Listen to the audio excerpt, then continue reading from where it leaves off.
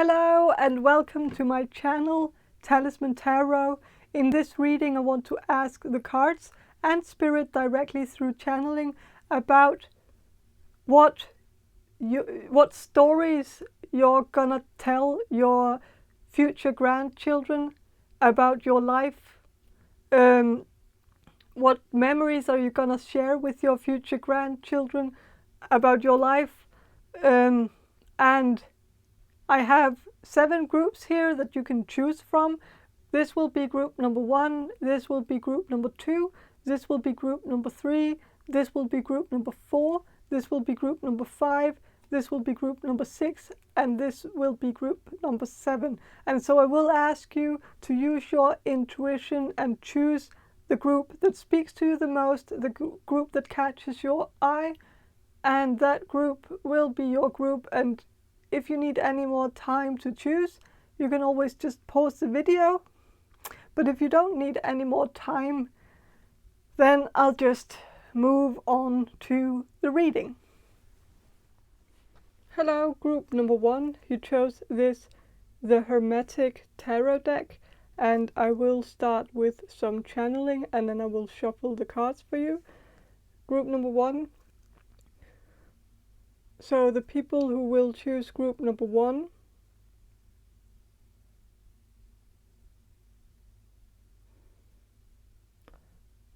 what stories will group number 1 tell their grandchildren about themselves, about their life?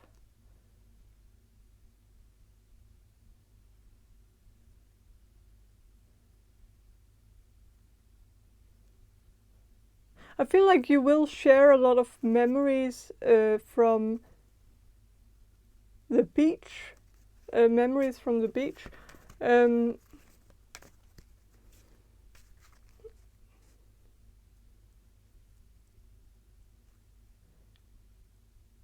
don't know if the beach is already like a sacred place for you, or maybe you grew up also like in your childhood, maybe you went to the beach a lot in your childhood, and I think those memories are memories you will share with your grandchildren. But I want to know more about what stories will you tell about your adult life.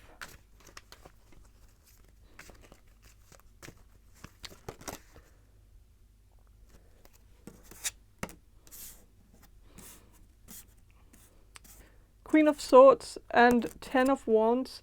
I think one of the things you will tell your grandchildren are that I feel like you will share some of your regrets with your grandchildren. I feel like for some of you, you will have certain things that you didn't accomplish, and that might be things that you are currently thinking of doing, like something that you have high ambitions for. And I don't want to burst your bubble or anything, but I feel like some of you might have really, really high expectations of the future, especially career-wise. I feel like some of you might have a really, really, really big dream that you kind of, maybe you want to make it in a very tough industry, and maybe that's your goal in life. And I feel like that might be something that you will tell your grandchildren about, that you felt like you didn't quite accomplish what you had wanted, and so you have certain regrets about it. But I feel like it will be more in a lecturing way, or in an encouraging way. Like you will tell your grandchildren that it's so important that they shoot for the stars and that they don't hesitate to do so, because I feel like that might be the regret that you will have in the future, is that you didn't just grab onto the opportunity when it presented itself to you. And so this could also be a bit of advice from Spirit right now, that, well, because the future can change. So if you actually take this lesson into consideration and actually go for whatever you're currently thinking about doing, like if there is some dream that you have that you keep postponing, you keep telling yourself that it's not realistic, or that you should do something else instead, or that that you should prioritize something else before chasing your dream, then this might be this might be not a lesson, but advice that maybe you should go for it, because you don't want to have regrets later on in life when you're old and have grandchildren, and like it is kind of like no one wants to feel like they could have maybe made it if they had just tried harder, or grabbed onto the opportunity when it presented itself. And like I feel like that's kind of the vibe I'm getting here, is that if you don't change the path that you're on right now, and I feel like you have a choice between two things. One thing is a clear, safe path, something that's just very, like, you can just go to it, like it's very easy. Like there's something in your life, maybe career-wise, that is very easy, it comes very easy to you. So it's kind of like something that is the safe choice for you. Like and maybe people around you are also telling you that you should do that because that's a safe choice to make, like choosing that career path. But I feel like you might have a different career path in mind that you would rather want to go down, like you would rather want to do that instead, even though it's not as safe and easy, and it's more risky and also harder, but I feel like the reward is that first of all you might actually make it. That's one thing, but the other thing is also like this is a win-win situation, because even if it goes sideways, even if it doesn't work out, then at least when you're old and have grandchildren and are talking to your grandchildren, you will be able to tell them that you have no regrets about, like there's nothing, no stones unturned, nothing that you could have, like then you can be content in knowing that you tried and failed, and so that was that. Like but to feel like you didn't try, and maybe if you had tried it could have worked out, like that sort of that's one of those thoughts that will just stick around forever, like and you will never be able to get rid of it unless you try. And see if it. So I feel like if there's something that you want to try out but you haven't tried it out because of whatever reason, then I think you should try it out. Just see how it goes, because I feel like I can tell by these two cards that in the future you might have, like in the far away future, you will have certain regrets about your career. And like with the Queen of Swords, I feel like it's likely that some of you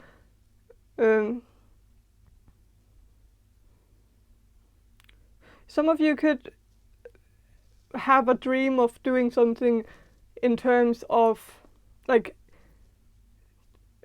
academia, taking a longer education, because maybe you've always been told that you have a great mind, and so it's a wasted potential to not do that. But maybe your family has kind of kept you from doing it, maybe because of finances, because you should rather do something where you can just start working immediately and start earning money immediately, and maybe that's not what you want. And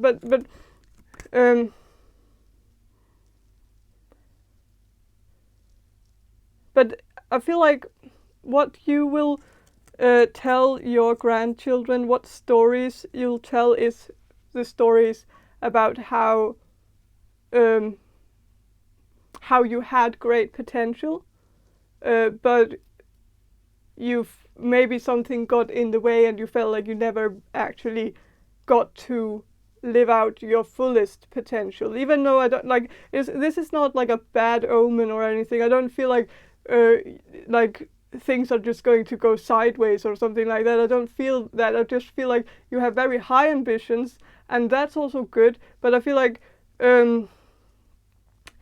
maybe you can't reach those high ambitions if you don't prioritize certain things away, and maybe you feel like you're obligated towards your family and your friends, and like maybe you have certain things that are kind of holding you back from actually pursuing your dream. So, but yeah,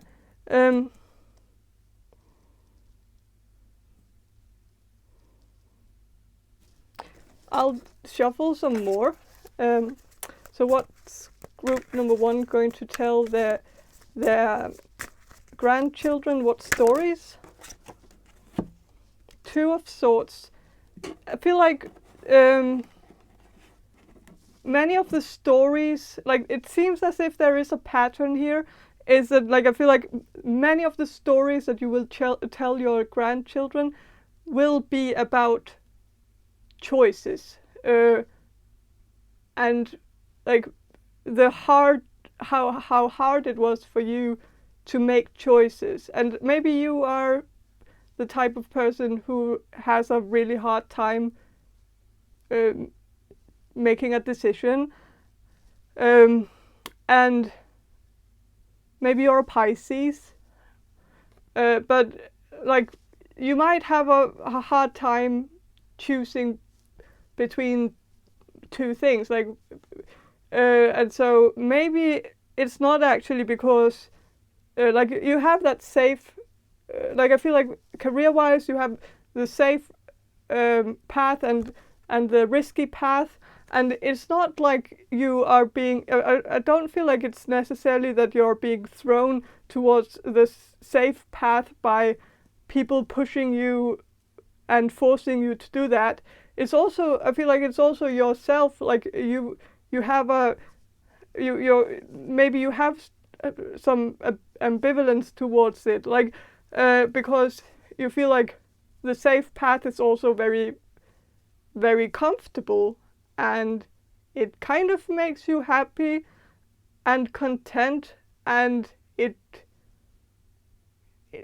and maybe change, even for the better, could feel a bit overwhelming also. So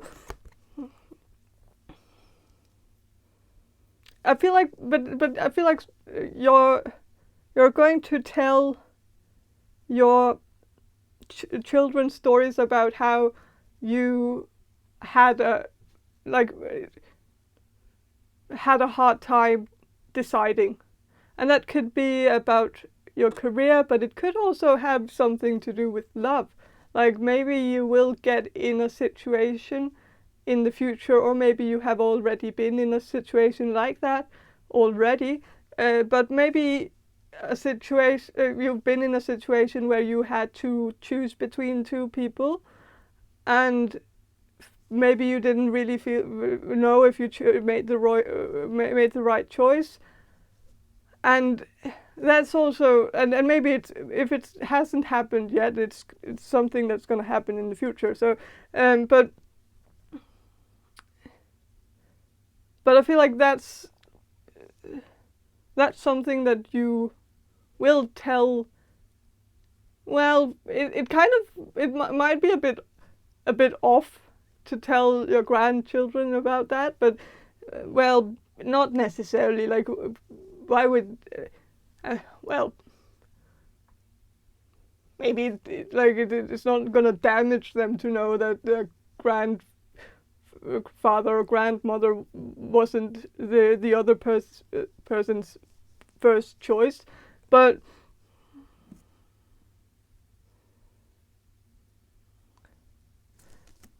I feel like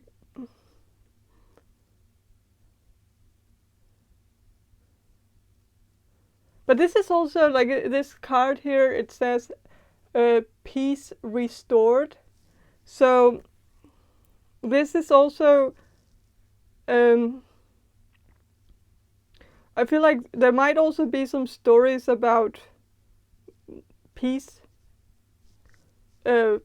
getting restored. So it could be peace in the world, which would be a very good sign. I wasn't really going to go that far to like that's kind of creepy to think of like what's yeah, but I feel like there could be some stories about like some stories about peace, like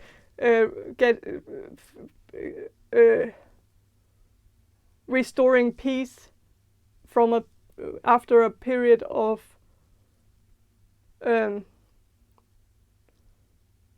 war, and so that's a good sign. So it doesn't seem as if your grandchildren are going to grow up in a war zone, not in the slightest, and so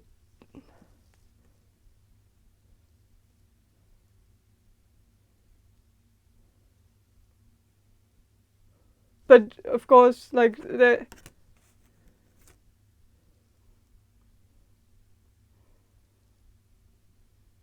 your children might, but only for a short amount of time, because it seems as if the peace will be restored, and that's kind of a big part of like it seems as if there's more peace than conflict in these stories. The stories seems to only be about peace, and so that's a kind of a good omen, because if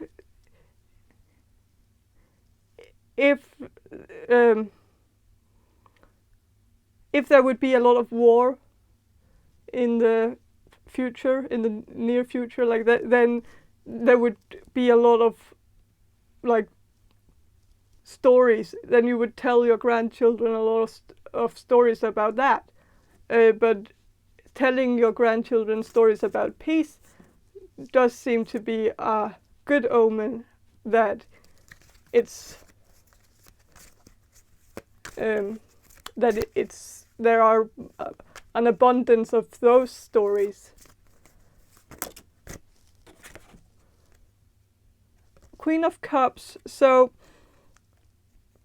I feel like you will tell. I feel like there are certain some of you might be a bit psychic and a bit or a bit spiritual, or you might have certain abilities.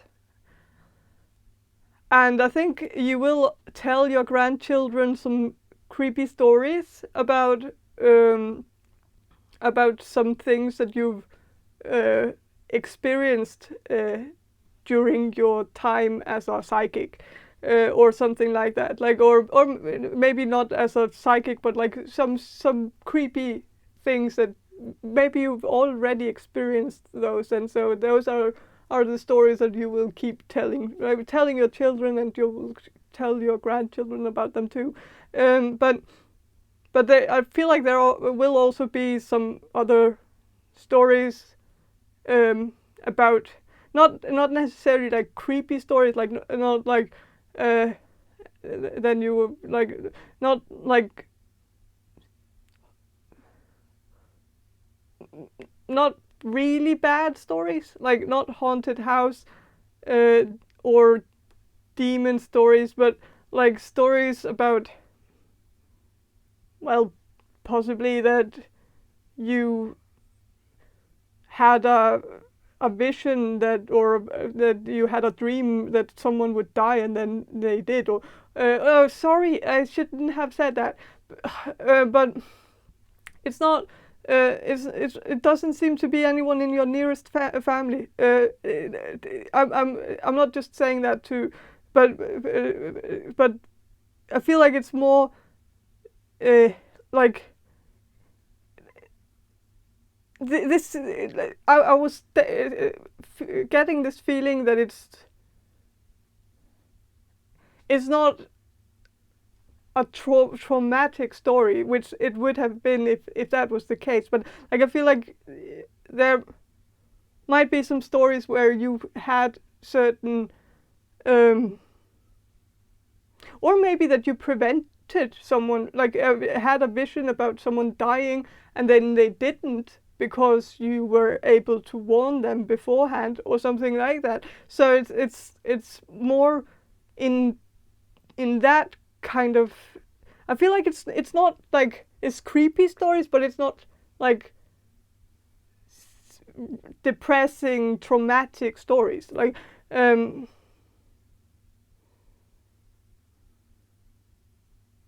so if you dream about like I'm a psychic. I get a lot of dreams about my family members dying all the time.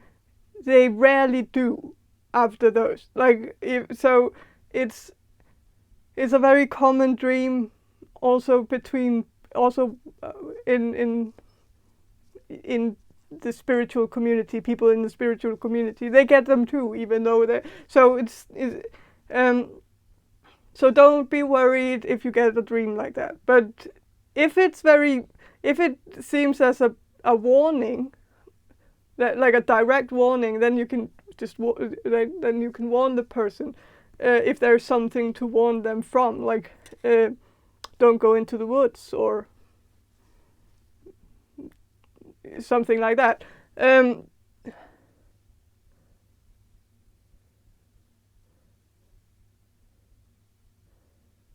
But yeah.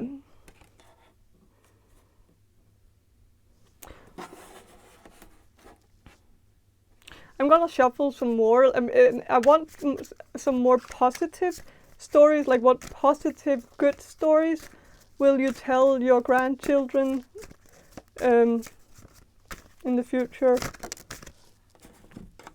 The Empress. So I think you will have a lot of funny and joyful, cheerful stories about being a mother, about your children who will be your grandchildren's parents, of course. And I feel like you will have a lot of funny stories to share with your grandchildren about your own about your children, about how, like, I think you have a very good sense of humor, and I think you're really good at like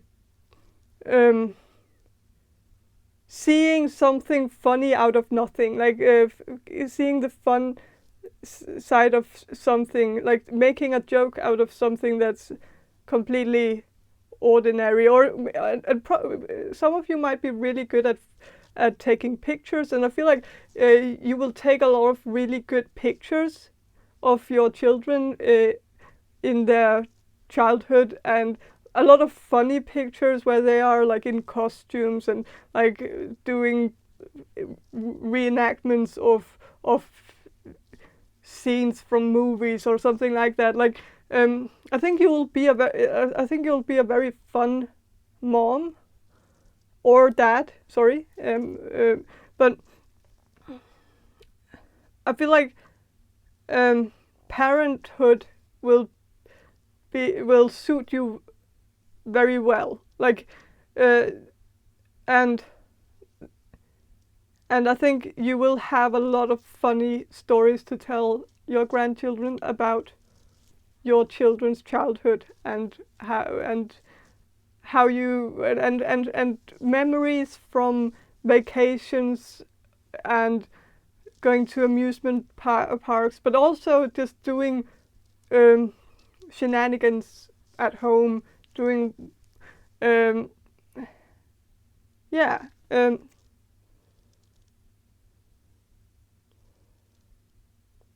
And I feel like your children will have a lot of good memories too, from their childhood. Like you won't have children who will go to a therapist when they get older and like talk shit about you and your and their childhood with them. Like that's not gonna happen, because I don't think don't think your future children will have complaints about their childhood. Like maybe small complaints, but like overall I feel like you will actually create a very, very harmonious, also with the Two of Swords, like you will create a lot of harmony in your children's life, and possibly also your grandchildren's life. Yeah. And that's possibly like the choice you will have to make if you haven't made it already. Like, but in the future, if you don't have children now, I feel like maybe when you decide to have children, you will decide it on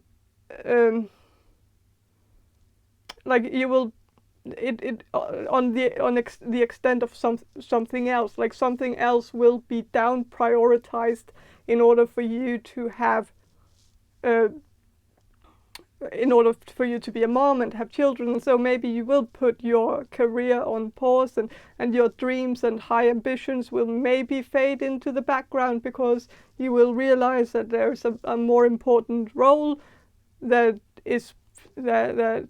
you would rather want to succeed at. Like you would rather want to succeed as a mother than to make it in some hard industry or something like that. But so yeah, I feel like that's all I have for you, group number 1. I hope this reading was enjoyable, and if it was, please subscribe to my channel, and I hope you'll watch my next video as well. And have a very great day, and bye. Hello, group number 2. You chose the Grandkids Tarot, and I will start with some channeling, and then I will shuffle the cards for you. So group number 2, the people who will choose group number 2. Group number 2.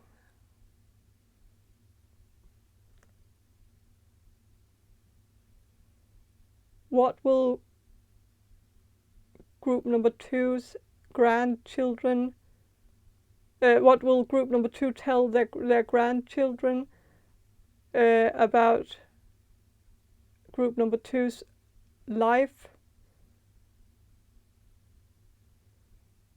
What stories will group number 2 tell their grandchildren about their life?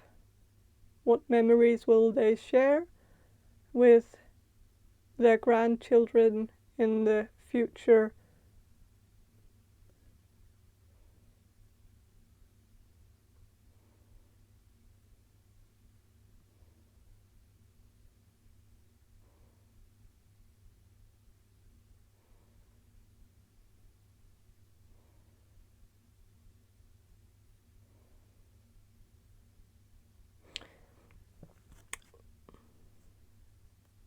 What will group number 2 tell? What stories will group number 2 tell their children in the future?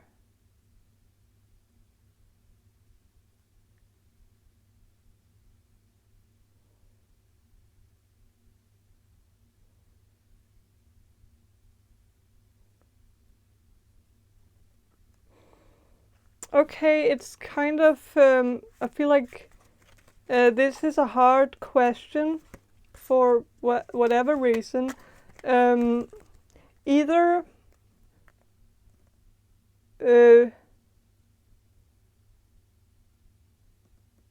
either you won't have grandchildren, or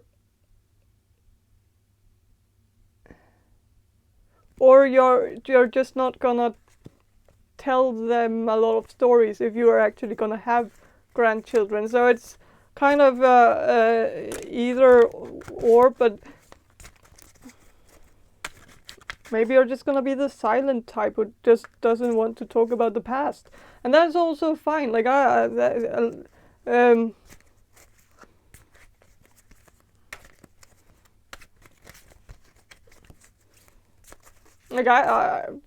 have a like, well, it's very known that like we sometimes there's just a family where the grandfather is maybe the silent type who doesn't want to bring up the past, and the grandmother is maybe the one who wants to share stories and stuff like that. And so maybe you will just be in a relationship where there's a different dynamic, where maybe it's not you who's gonna be the one telling the stories, and so maybe someone else, either because maybe you're an introvert, your future partner is gonna be an extrovert, and so maybe they are just gonna be the one telling all the stories because they will be the one talking the loudest. But there's also a possibility that some of you are gonna make the choice to not have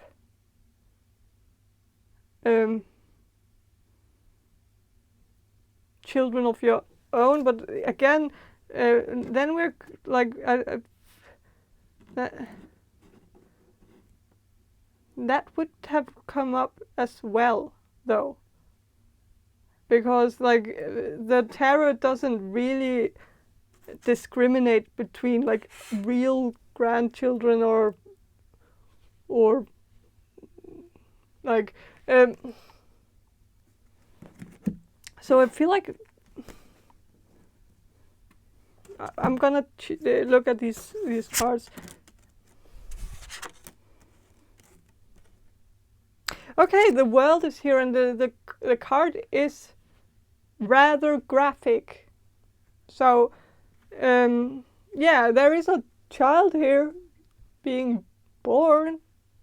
So you will have children, but maybe your children is not, maybe your children won't have children of their own for whatever reason. Or maybe you'll just have one child, and then all the pressure will be on that one child, and then it turns out that the child is gay or whatever, or so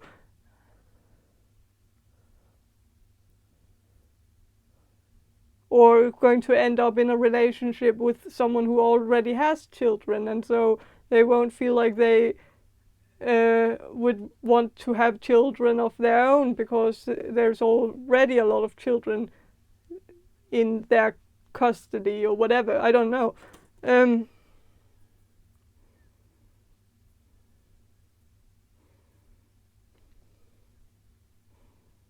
But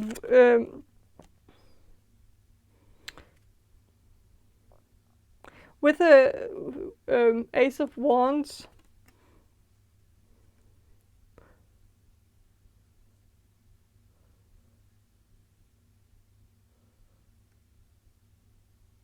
I am sensing that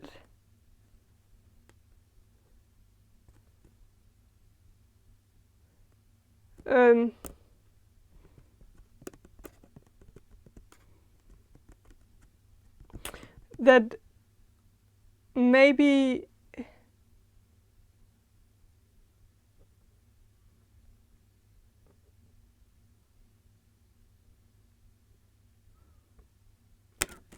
this is hard. Like I'm gonna do some channeling again. I'll just see if I can get something through here, because this is just not. Nothing is getting through here. So, group number 2. Group number 2's grandchildren.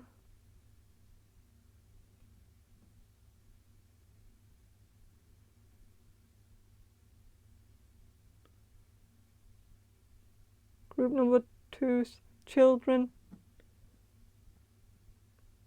Well, there is this possibility that your child, that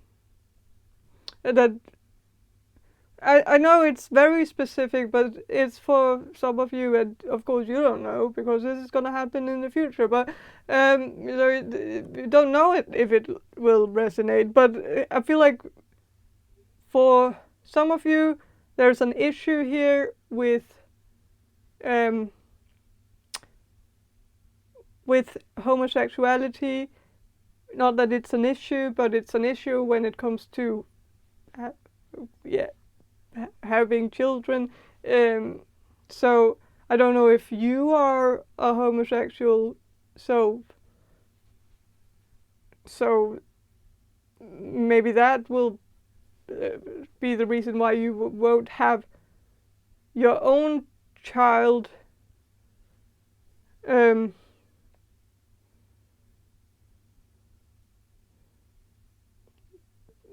But you could still.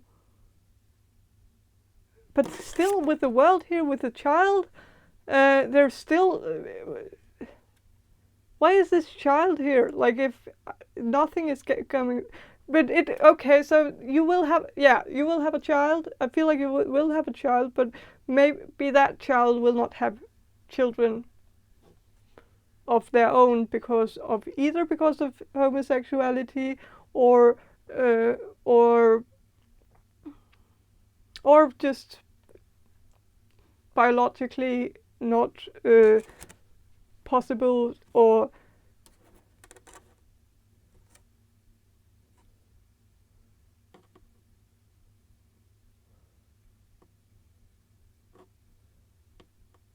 that there will be some other reason why they can't have an offspring.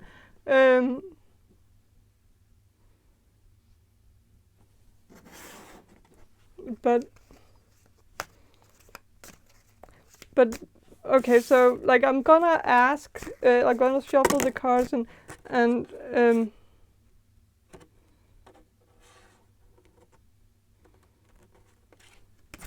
there's also a possibility that you will actually choose something, choose your, or that either you or your child is, or your future child is gonna choose money over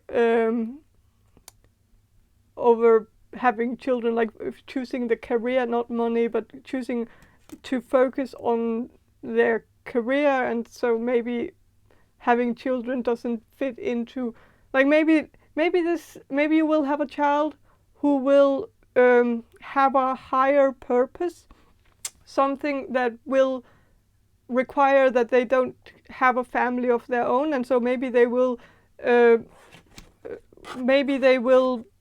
dedicate their whole life to a cause, like a higher cause that's higher than themselves, or like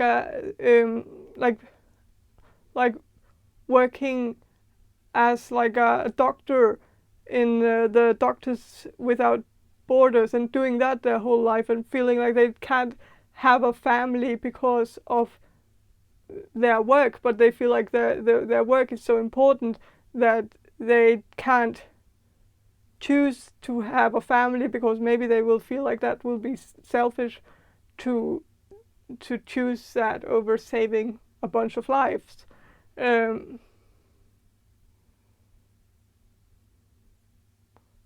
I just feel like it's a bit complicated, but it's with this child here in this card, even though it's the world, but with a child, it seems that you will have a child, but your child is gonna be very preoccupied with a higher cause, or in.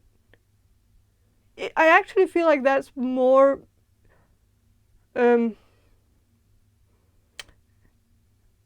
That's more likely than the homosexuality part, even though the homosexuality can also be a part of it. But but I just feel like I'm also sensing that you're probably not going to tell a lot of stories to your child. Maybe growing up, of course, but when they are an adult, I feel like maybe your child is actually going to be very preoccupied. And so I feel like there might be a slight disconnect, not because they will choose to like ignore you or like not have you as a part of their life. It's more that something else is going to be more of a priority, like they will have this higher cause that they will have to focus on, and so they might not even have time for stories, and maybe you won't too. Okay, yeah, that is also a possibility. Maybe you will be a part of a higher cause, like maybe you will dedicate your future to, or your career, like you will have some kind of like I feel like maybe you will dedicate your life to a cause yourself, and maybe have a child as well, but you will maybe be very very preoccupied with saving the world, and so telling stories to your child might be something that you won't have that much time for. Like you might prioritize saving the world over sharing memories from the past. Maybe you will just have, maybe there's also like maybe you will adopt some kind of philosophy where you only want to think forward and never look back. And that's also fine. Like if you don't want to tell your children about the past because you only want to talk about the future or the present moment. Not because I feel like there's going to be a lot of bad things in the past and so you don't want to talk about it because of that, but maybe just because you will have a philosophy where you feel like there's no point in going back and ripping up in old memories when you can just create memories in the present. But with a Page of Swords reversed,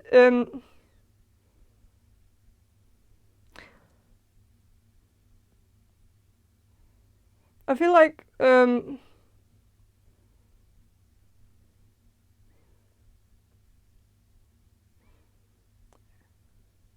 you might not tell a lot of stories from your from your like you might not tell a lot of stories to your children, but when you have a child, like your future child, you might use certain things from your childhood in order to make it known to them that when you were their age, you had to do this and that, and so they are so privileged that they don't have to have the same obstacles that you had growing up, for instance. Like, so I feel like you might share some memories from your teenage years and your childhood, but you won't tell them as stories. Like, you will tell them as like memories that you just use in order to prove a point or make a statement or make them know how privileged or how grateful they should be for the life that they have or something.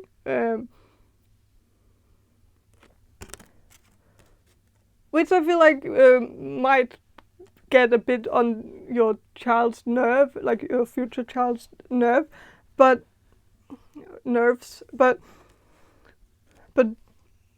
I feel like that's something every parent does, so it's not really okay. But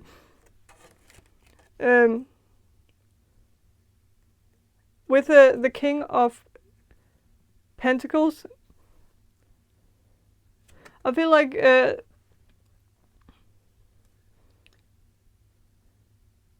yeah, it might be your future spouse who will be the storyteller, and I think these three cards here are more the stories that your spouse, your future spouse, will be telling your children or grandchildren, even though I don't know, but maybe like is that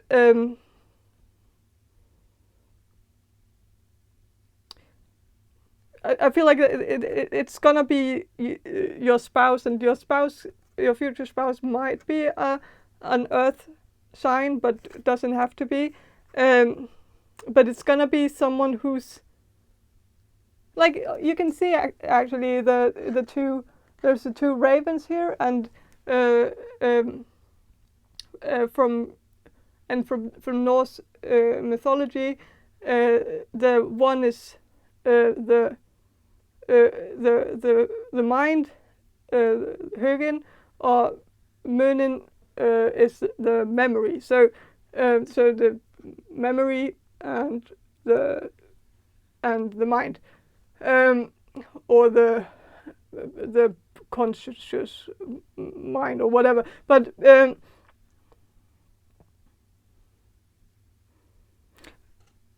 I feel like it's gonna be so this is just a sign that it's gonna be your future spouse who's gonna be the storyteller, who's gonna be telling about the memories, who's gonna bring back memories like to the surface, talk to your children about memories, because this, like, I feel like you're gonna find someone who's very who's very stable and very in harmony with themselves, and like they have like the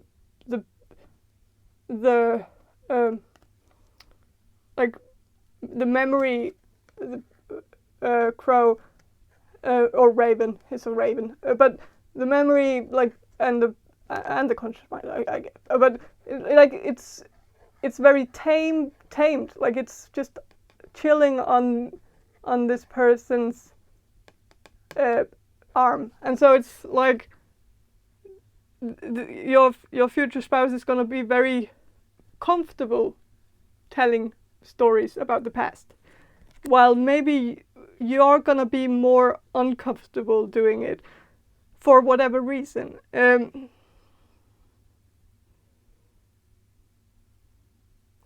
don't know what the reason could be, but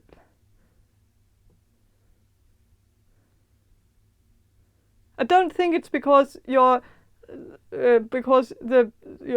memories are gonna be bad. I just think it's because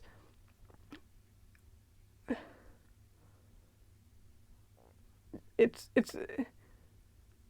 maybe you have a hard time dealing with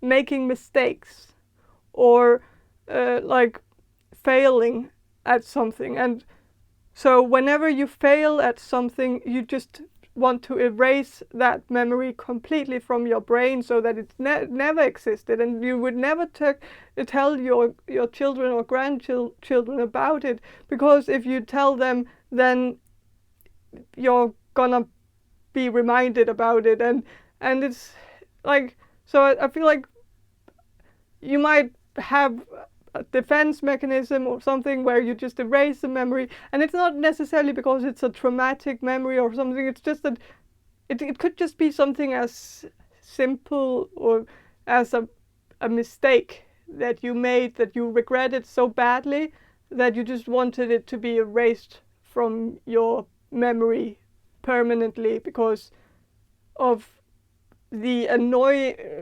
annoyment or how annoying it feels that you made that mistake, and if you had just done it a bit differently, then the outcome would have been so much better. And so, like, maybe you're a perfectionist, maybe it really, really bugs you when you do something wrong, even though other people around you don't really see that it's a big deal at all, but you feel like it's a big deal, or you feel like it's terrible, and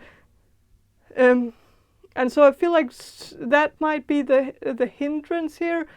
So I think maybe you will actually have grandchildren, but maybe you won't be telling them a lot of stories or any stories at all because of how much you dislike talking about the past, even though the past isn't really that bad, but because you feel like it reminds you that you should have made the right turn when you made the left turn, and you should have done this instead of that, and you should have made and that just like maybe you have perfectionism, a bit of OCD, or something where you just like you don't want to think about something that didn't turn out perfectly.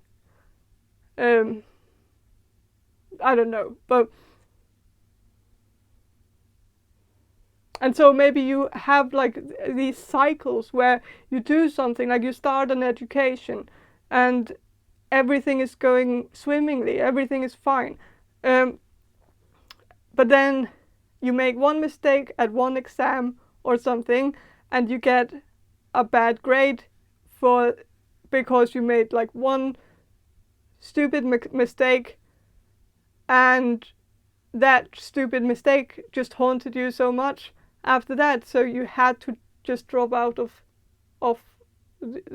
school because of that one mistake, because you just couldn't deal with the fact that you said that, and maybe you even felt like it was so embarrassing that you didn't want to meet that teacher again in the hallway, so it was just better to just leave the building like permanently because of your fear of running into that teacher. And so you might have a tendency to run away from like, and then because of, and that is kind of OCD, I guess. Like it's that if things aren't perfect, like completely perfect, if you do something that cracks this perfect perfect picture, then you just want to leave it behind permanently, and and erase the memory of that happening to begin with, like erase the memory, and then it's like you never were there. Like no, there's no trace of you there. Like you just want to disappear from that, and the memory has to disappear as well. And then you want to start over somewhere else, and then you start another education, and everything is going smoothly while it's perfect. But then you might make one mistake, and then you do the same coping mechanism again by just disappearing and erasing the memory. And so you might have a lot of erased memories because you've been erasing them, even though they are there, but you don't want to face them, or you don't want to talk about them because they remind you of, like, it's kind of like do-overs, like when you're playing a video game and like you're doing one what's it called, like a very hard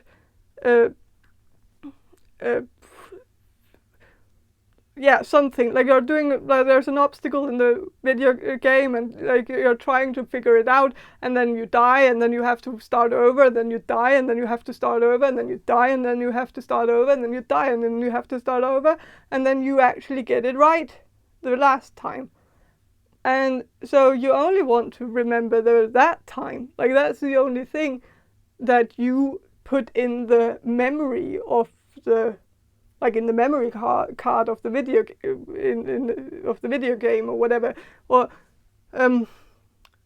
because that's the only memorable thing. Like you don't want all the do-overs, like all the failed attempts. Those get erased, and so I feel like you have been erasing it until you get it right. Like then when you get it right, that's like if you've started an education a lot of times, then like when you get it right, that's the one that you will want to tell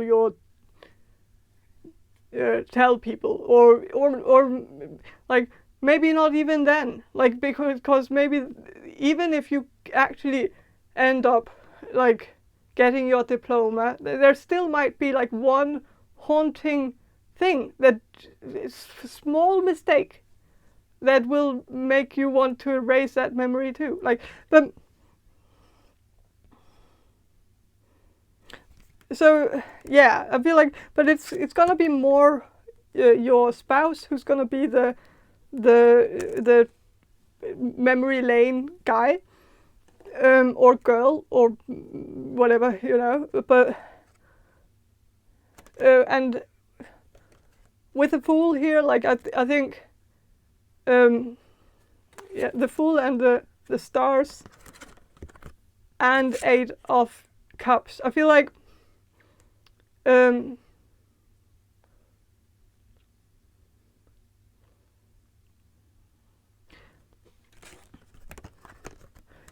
your spouse is gonna tell stories of your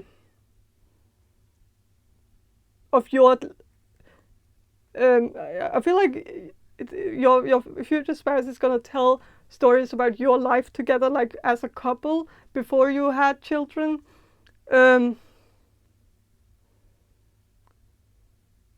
Or maybe you just know the person, or like I feel like,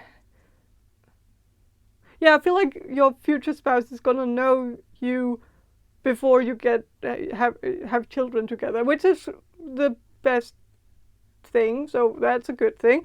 But I feel like your future spouse is probably gonna tell some stories about how some embarrassing stories that you're not gonna like, but I think there's also gonna be, like, I feel like you will have a very dynamic, good relationship, a very fun easygoing, actually. Happy-go-lucky in a way, which is very, very unlike you. And maybe that's the change, actually. Like, I feel like maybe when you meet your future spouse, maybe you have already met this person, but I feel like if you're a perfectionist now, I think that might change a little bit when you meet your future spouse, because I think your future spouse is going to be very extroverted, very happy-go-lucky, very, like, this is someone who's not going to care at all about small mistakes. Like, this is the type of person who will laugh at you for making a big deal out of nothing. And that is a very good energy to come into, even though it might seem a bit overwhelming in the beginning. But I feel like that's some stories that your future spouse is going to tell, is that when they met you, you were like a block of ice. Like, you were very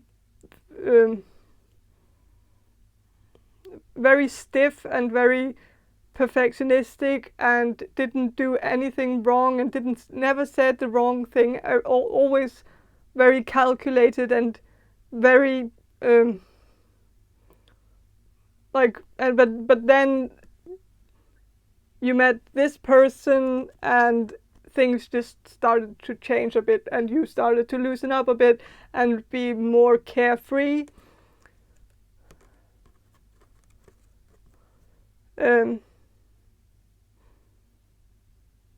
And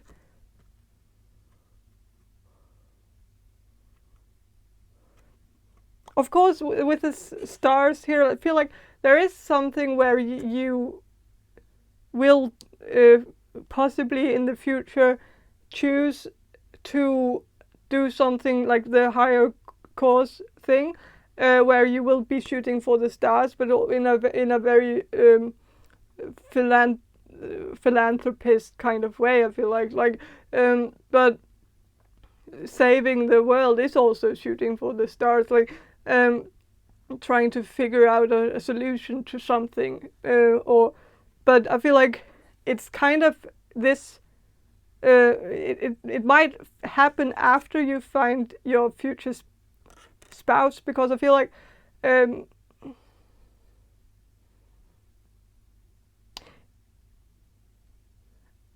I feel like this person is the one who's going to push you into actually pursuing your goals, because you might be very hesitant to do that, because you know how you are, and you know how you've been in the past. Like, you've started something, and then you have like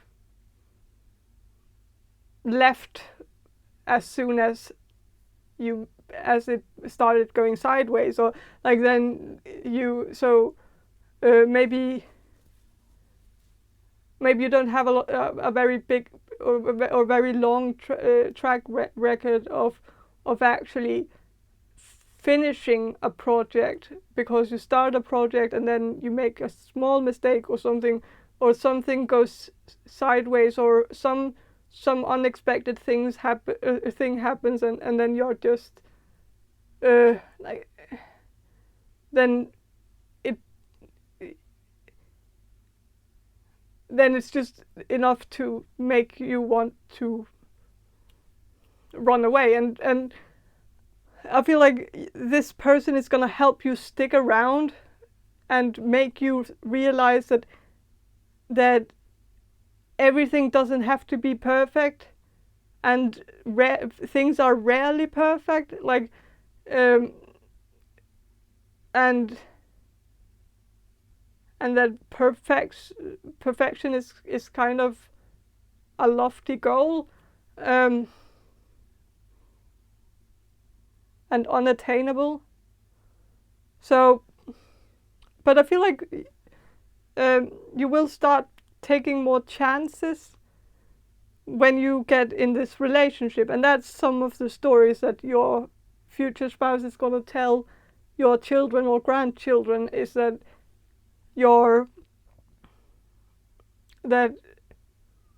well, it's kind of selfish or self-absorbed in a way, that the only stories that this person, like your future spouse, will tell are the stories about how they came in like a knight in shining armor and saved you from your own perfectionism.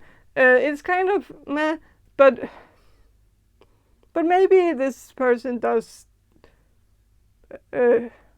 require some, or maybe they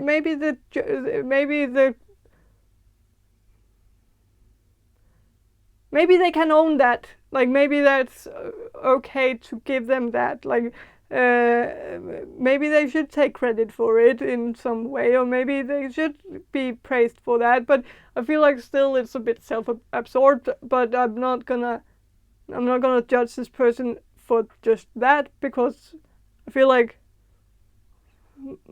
mostly this is a very good, very solid, stable, harmonious person. So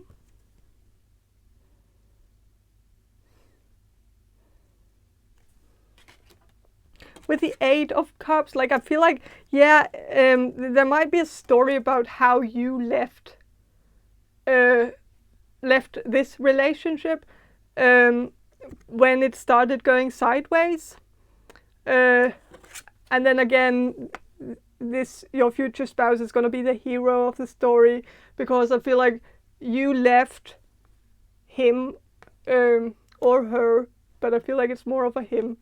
But you left him, but they just didn't. He or she they didn't want to let you go. Like, they stuck around, and they made you change your mind, and so and that made you realize that small thing that came in between you two was actually not that big of a deal, and that no relationships are perfect and stuff like that. And so, but it's actually like, it's not in a toxic way. It's kind of in a very harmonious and solid, healthy way. So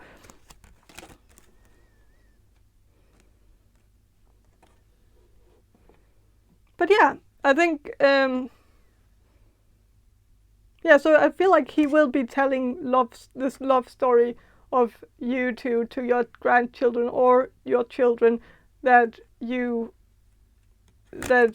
found each other, but then you broke up, but then you made up again because he didn't want to let go of you. Yeah. And it's a cute story. I bet it's a cute story. So yeah, but that's all I have for you, group number 2. I hope this reading was helpful, or if or not helpful, but enjoyable or entertaining in some way. And if it was, please subscribe to my channel, and I hope you'll watch my next video as well, and have a very, very great day, and yeah, bye. Hello, group number 3. You chose these Gypsy Oracle cards, and I will start with some channeling, and then I will shuffle the cards for you. So group number 3, the people who will choose group number 3. Group number 3. Group number 3. What stories will group number 3 tell their grandchildren in the future about their life?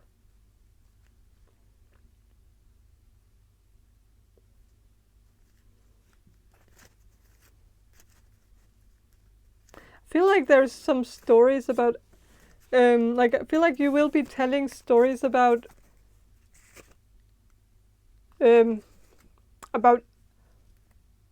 animal life, wildlife, outdoorsy things. I don't know if you're gonna live out in the countryside, or maybe you already do, but I feel like if you don't live in the countryside, then I think you will in the future, and I think you will have a lot of memories from that you will be sharing with your grandchildren, about stock, like having like animals stock, like maybe even having a farm, or just a house with a lot of land that's not used for farming, but just for hobby, or for maybe self-sufficient, or like living off the land or something. And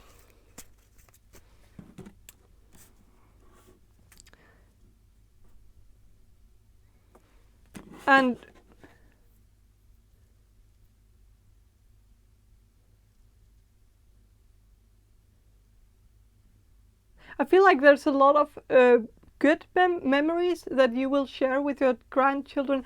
It's very it's very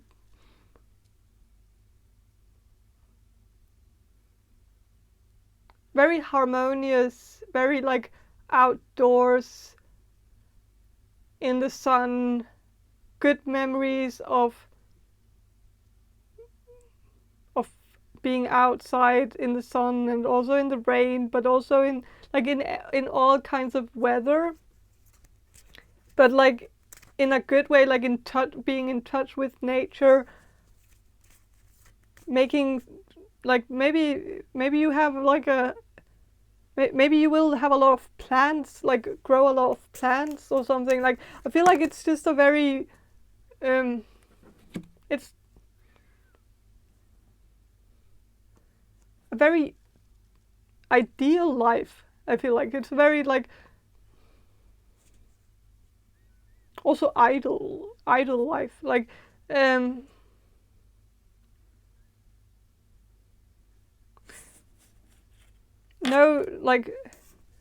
no trouble in paradise. Like it will actually just be like, I feel like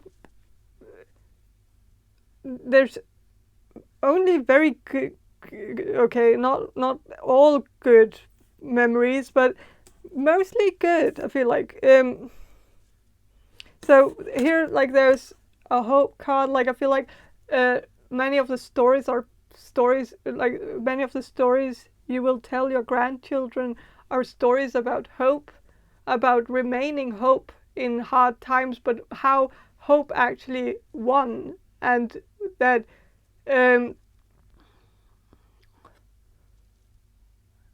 like overcoming fears by remaining hopeful, and being right in doing so, because there really wasn't anything to fear. And maybe by I feel like it's just a lot of positive stories, a lot of stories about gratitude as well, like how a lot of good things came to you because you were able to show gratitude. I feel like there's also, like, you will tell some stories to your grandchildren about your life where there's a moral to the story. Like you won't just tell the story for no apparent reason. Like there will be kind of a reason behind it, because you will be telling these stories in order to show that you can accomplish more by being grateful that you can accomplish more by being hopeful, and not living in fear, but actually being hopeful for the future, and know that the future is going to take care of you, and it's not going to beat you down. And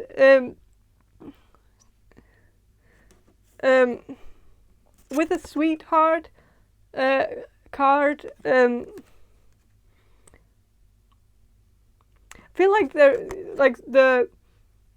you will be in a relationship in the future with someone who's gonna be a bit of a romantic, and that's also, I feel like you'll be telling your future grandchildren about the love between you and their grandfather or grandmother, like your future spouse, how you two met, and I feel like there will be a very romantic story, actually, kind of a story that's like it seems more like from a movie, and a lot of this kind of feels like something from a movie, because it feels like it's very good. Like, I don't know what these two cards are, and this is a neck card, but I'll get to it. But I feel like there will be like romantic stories about your future spouse writing letters, and maybe you will write letters to each other, and like love letters, poems, stuff like that, even though it's a bit cheesy and a bit, yeah, like, but still it's good. Like, it's romantic. And I feel like there's also like something about how your future spouse is gonna call you some names, like sweetheart, like or make up like a nickname for you that's very cute, like like squirrel, or that's not really cute though, but like bunny or something.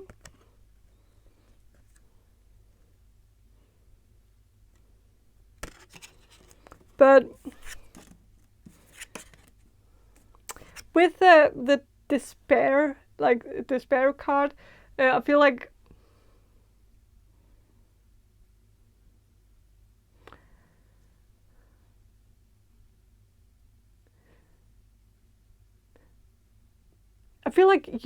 this is not stories regarding you personally, but or even your future spouse, but I feel like maybe this very harmonious life that I see for you in the future, and I'm happy for you, that you're gonna have this very, very simple and beautiful life out on the countryside or something like that.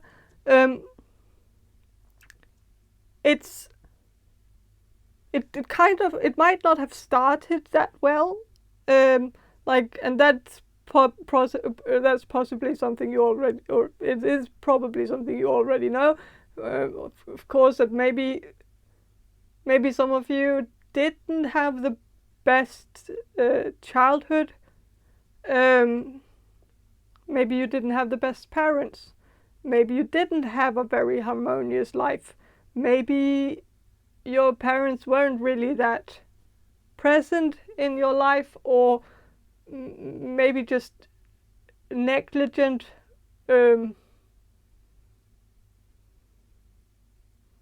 And so maybe that's why you're gonna create this life,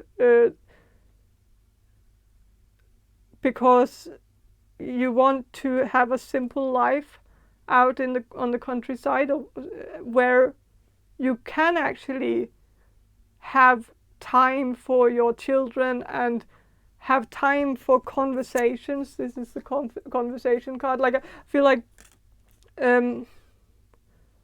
time for the things that matter, like time for relations between people,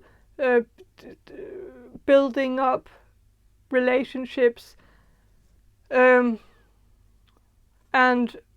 giving your children your like giving them attention. And maybe you lacked attention as a child, like you didn't get attention from your parents, or some of you might not have gotten that, but for others of you it might not resonate. But for some of you, I feel like that was maybe something you were missing out on, because maybe your parents were out working all the time, or were too focused on your career, and so maybe that's why you want to go in the opposite direction. Not that this is the complete opposite direction of that, but like where you want a simple life where you have what you need, and you have more than that. Like I feel like it's very positive, but it's not gonna be flashy, living in a mansion somewhere with like 10 cars in the garage or something like that. It's gonna be more humble, but still abundant in its in love and warmth and compassion for each other. It's very, very good, but it might not have started out like you might have, but it's actually maybe a good or not a good thing, but like it's good to have something that's a motivational factor to actually create a very wonderful life for your children. Like when you have had a very difficult childhood, you do tend to make an extra effort to try to make it different for your children, and sometimes that's just something that runs in cycles, like one and like it's an endless cycle. Like a child grows up in a bad environment, and then when they are an adult, they try to create a very, very, very safe and good environment for their child, but the child ends up being in such a good environment or having such a great childhood that they don't actually know what it's like to have a bad one, and so they end up giving their child a bad childhood by mistake, because they don't really know what a bad one looks like, and so but then the one with a bad childhood knows exactly what a bad childhood looks like and goes in the opposite direction to make it better. And like I said, that's just something that can end up being an endless cycle, and I feel like that's very, very normal in something that happens in many families. But and just in general, I think. But yeah.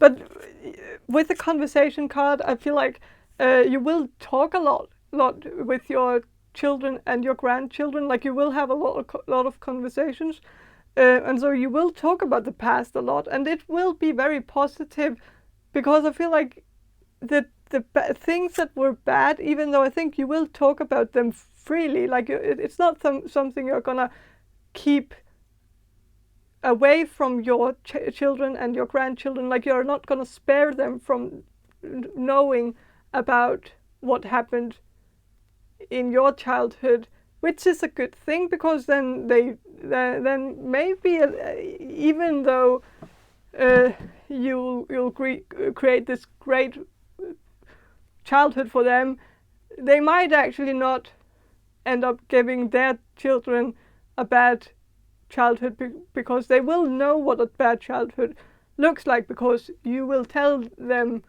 about your bad childhood, so you will tell them those stories, and so maybe they actually won't make that mistake.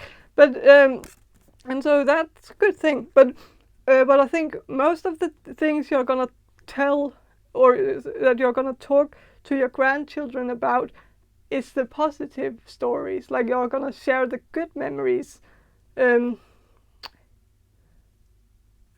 so and there are gonna be there gonna be an abundance of those. I feel like it's gonna it's gonna shadow the bad ones, or not shadow them, but outshine them, so that they won't really be that bad in, like, because you will look back at much at an abundance of good memories. So but with the prison card, well, there could be one story about you ending up in prison or jail, or but for a very short, like, I don't think you will, though. Like, it's very unlikely, but it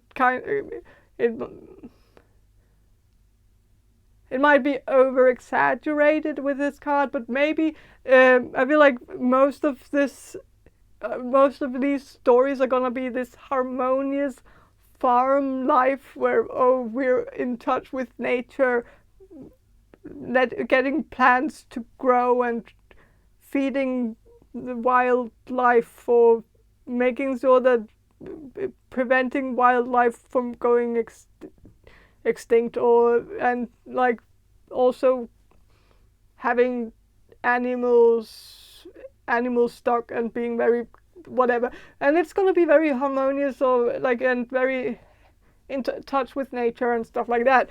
And so, but there might be that one story, like, oh yeah, and like the one wild story about how you maybe got drunk one time and ended up in a cell for like one night or something. For, I don't even know if you do that, because like I've only seen it in like American movies, and I don't know if it's a thing even, but I guess it is.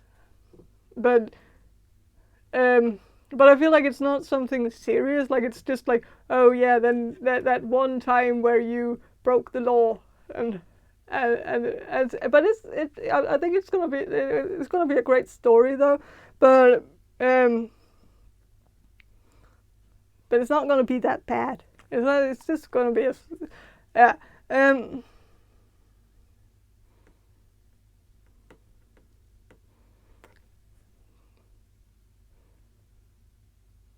They could also be like, of course, with a wildlife, or not, with a nature life, living in a farm out in the countryside, that could possibly, like, not for all of you, and only maybe for a few of you, or one of you, maybe there will be some marijuana going on. I don't know. And so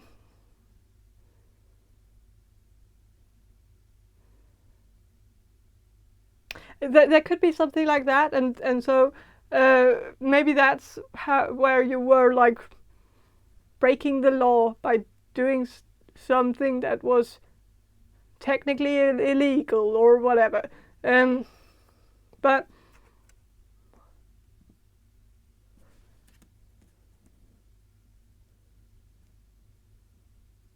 But I think it's a very small thing. It's but not really that, like, it's not like living on the edge or anything. But like, yeah.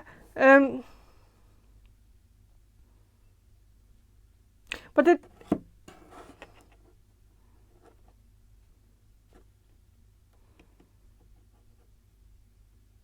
could also be like I don't think it's your future spouse, but if it is, then still I feel like this is a romantic person.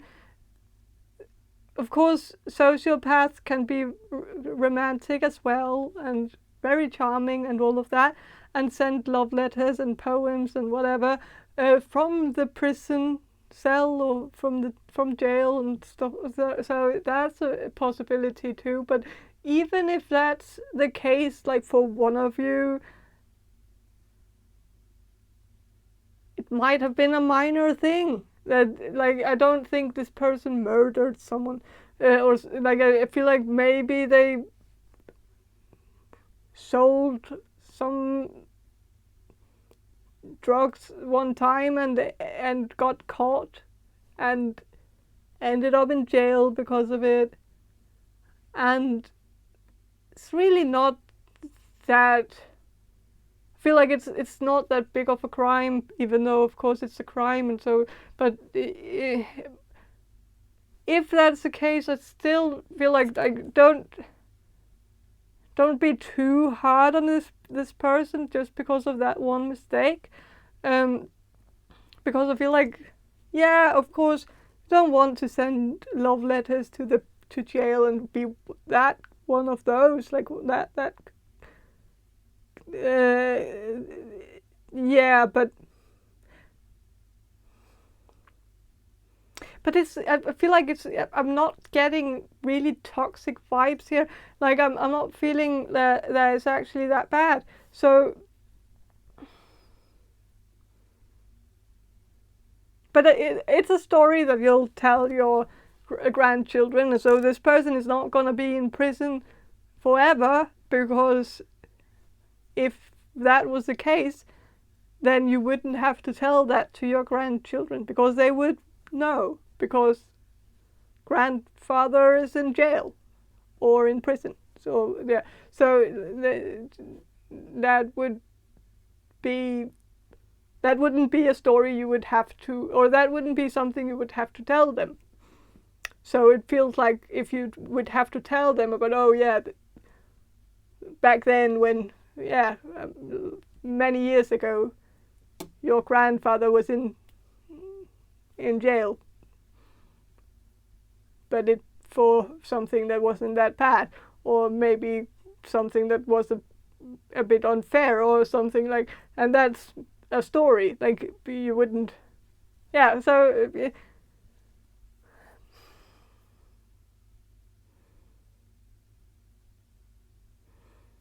But I feel with the despair card, like if that's the truth, like if your future spouse has had like will have had a problem with the law at some point, I feel like they actually will have like a lot of remorse and and feel very bad about it. Like it will eat them from the inside, and so.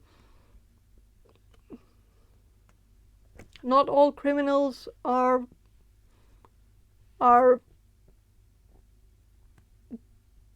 bad. Like some people were just at the wrong place at the wrong time, and you can get caught or you can get imprisoned for that. So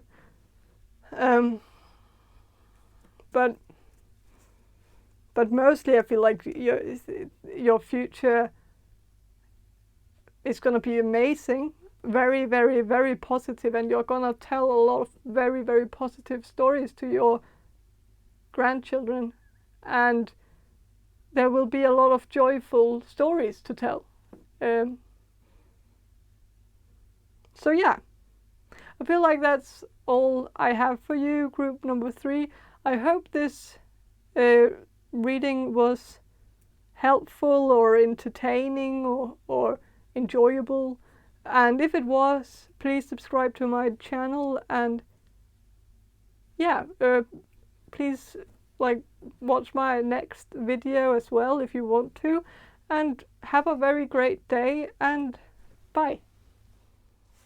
Hello, group number 4. You chose the Alcohol Tarot. and I will start with some channeling, and then I will shuffle the cards for you. So group number 4, the people who will choose group number 4. Group number 4. What will group number 4's grandchildren, or what will group number 4 tell their grandchildren about their life in the future? What will group number 4 tell? What stories will group number 4 tell their grandchildren? What memories will they share to their grandchildren in the future about their life?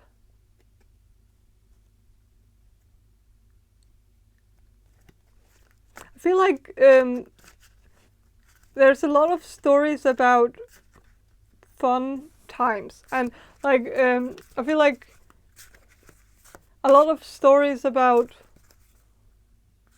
well, this is also the alcohol tarot, but also I was getting like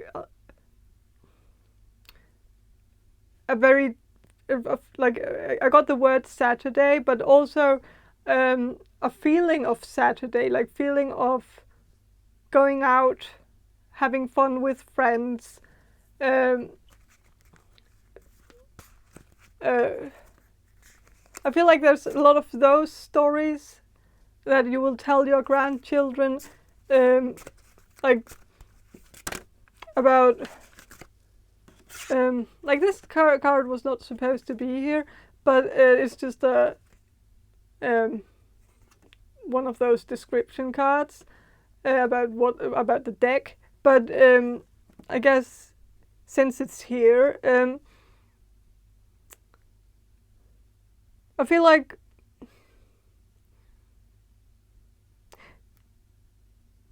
I feel like you're also gonna tell a lot of stories about spirituality. Maybe you're a part of the spiritual community, and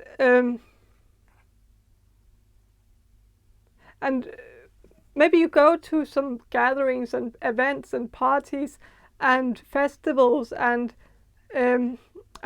things like that, where you meet up with like-minded people, and so you have a lot of stories from those things, and those things could be spiritual, but it doesn't have to be. But like I feel like maybe that they will be more spiritual in the future. Like maybe you will engage more in the spiritual community in the future if you're not engaging in it right now. Then and I feel like maybe you will meet a lot of like a bit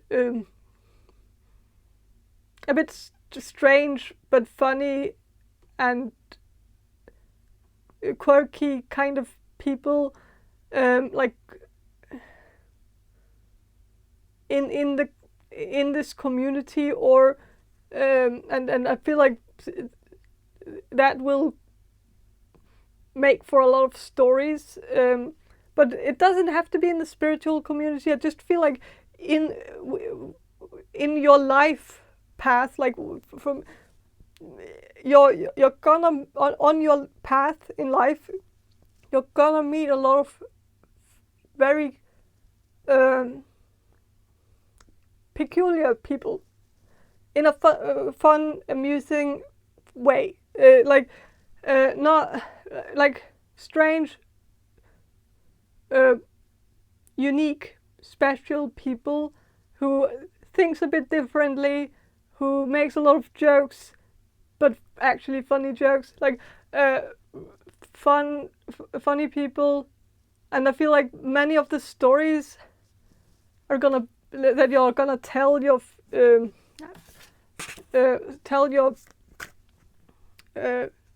future grandchildren will be about these friends that you have. Maybe you already have these friends in your life, these fun characters,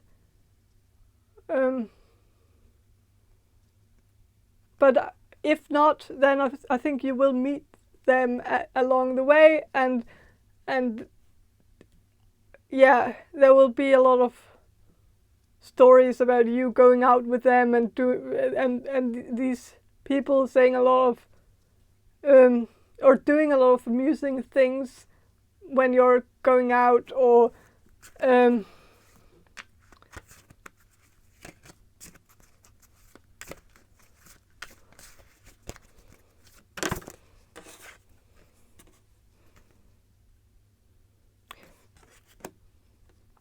also sensing that if you're in the university, or if you're considering starting at the university, I think the university could be the place where you'll meet these people. Like, that's where you will possibly find this quirky or just fun friend group who all has a really great dark maybe sense of humor, and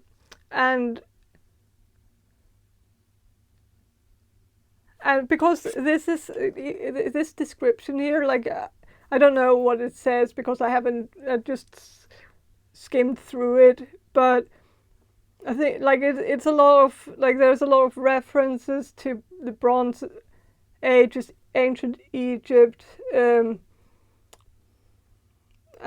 Roman mythology. It's kind of all over the place. Going to and also Christianity. It's I guess it's about the link between alcohol and tarot cards. Don't really know if there is a link. I don't think there is, because I was taught by someone who's actually kind of a character that, but like I was taught that you can't you can't read tarot while drunk. That's just not allowed. But many people do, and I don't think, like, it's not like you're gonna like get like, and it's not like there's anything's gonna happen if you do it, but like so I but that's a whole different story. Like, there's a whole other thing, but I feel like what I can read from this, skimming through it, is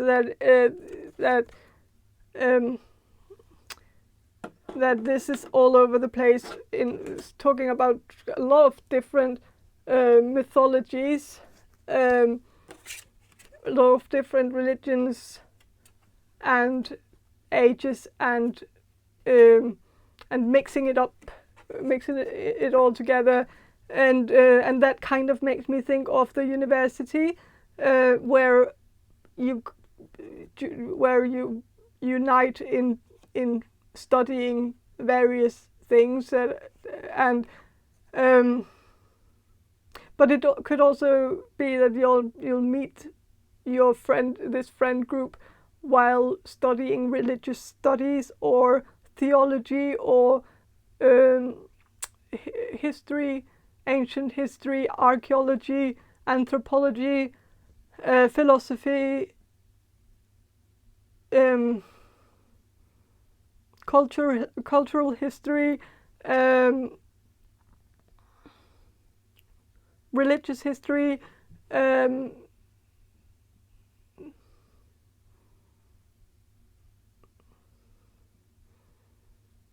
literary history, or history of literature, history of ideas, and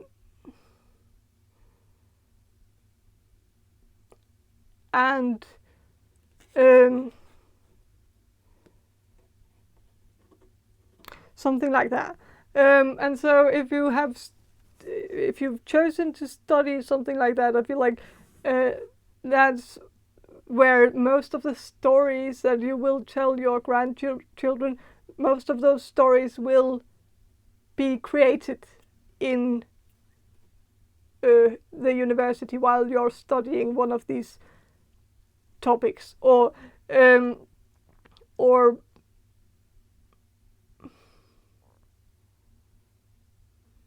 yeah.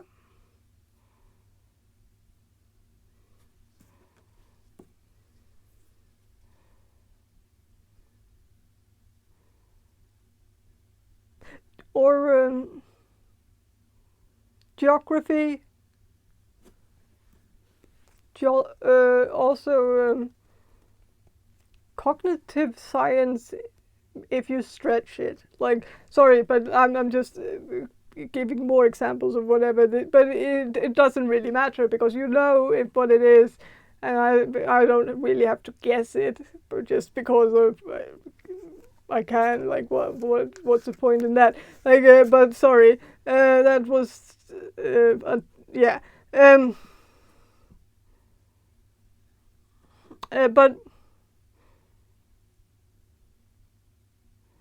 But yeah, I think you will tell your future grandchildren a lot of stories from your university times, maybe like college parties, university parties, frat parties, or like the other thing that's not frat party, like, but whatever. But like, so, things like that, things that happened while you were studying something. People you met while studying, and jokes that they said, and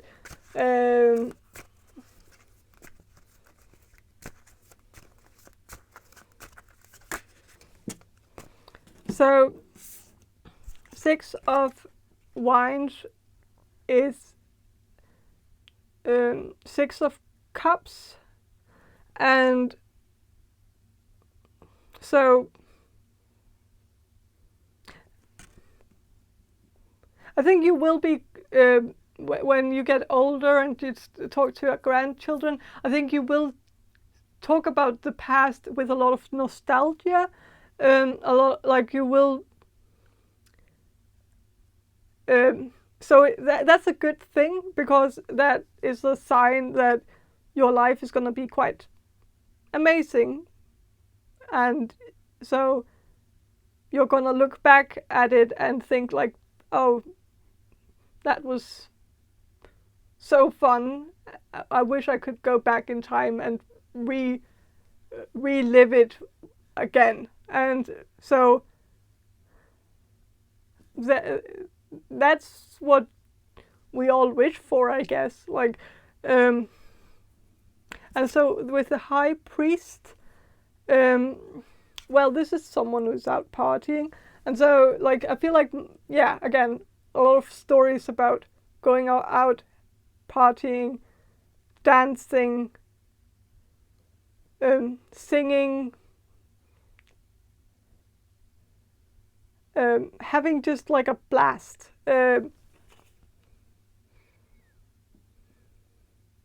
Also maybe costume parties, and like some memories of some costume parties where some of your friends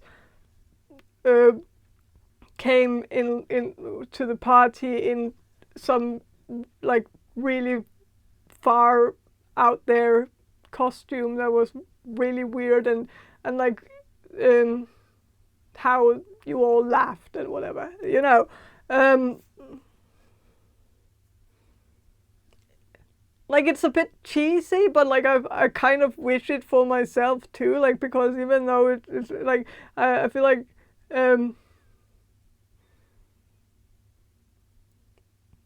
yeah,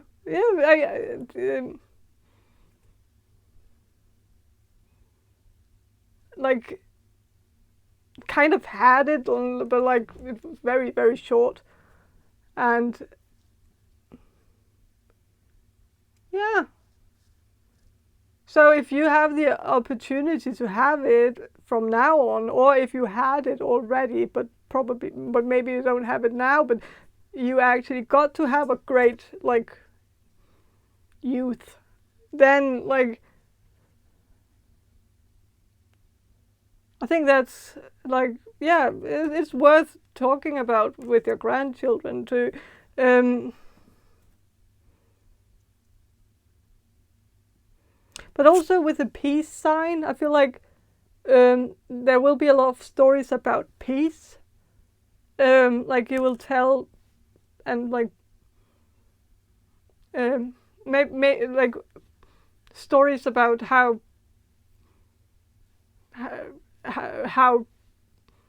like peace stories, so the opposite of war stories. So it seems as if there's not gonna be war stories. So that's a good omen that that there's not gonna be a lot of stories about war, but a lot of stories about peace in the world. So that's nice.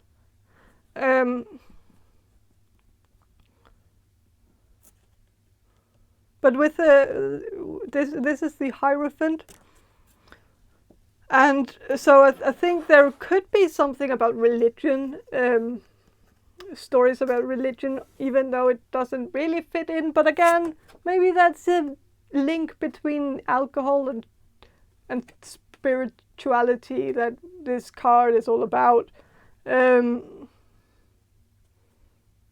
So yeah, maybe they go hand in hand. So maybe you will have a lot of stories about religion blended together with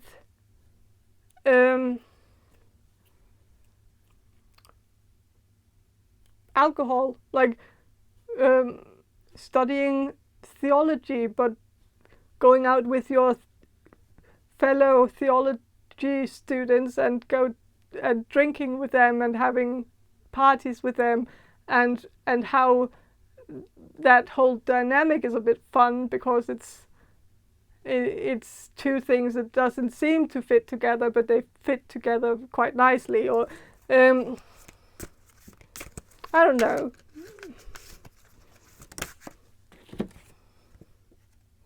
Five of spirits, which is five of swords. So there might be like one story about someone who betrayed you, or like you were maybe into. Like I feel like there's a great friend, like there's a lot of stories about this friend group, but there could also be like a bad story about the friend group because maybe one person in the friend group was didn't like was in a relationship with you, but then another person in the friend group chose to make a move on them, and so it kind of maybe broke up the friend group.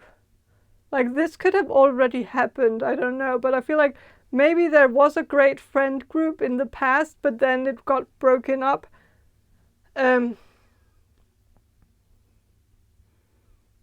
By like, also I'm hearing like Yoko Ono or Ono, yeah, sorry, Yoko Ono, yeah, but there could be like a story that someone broke up the band.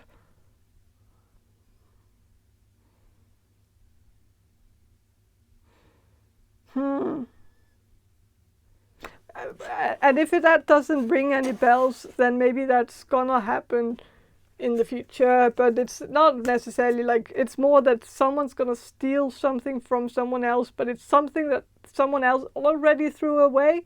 So it's kind of not stealing because it wasn't really theirs to begin with, or like it's not really theirs if someone chooses to leave and then starts a relationship with someone else, then they can do that without, like, it's not.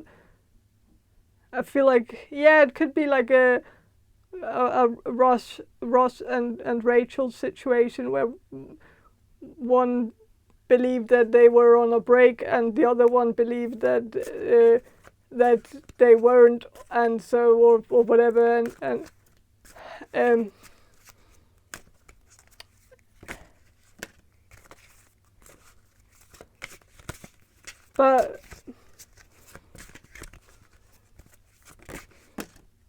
but I'm sensing like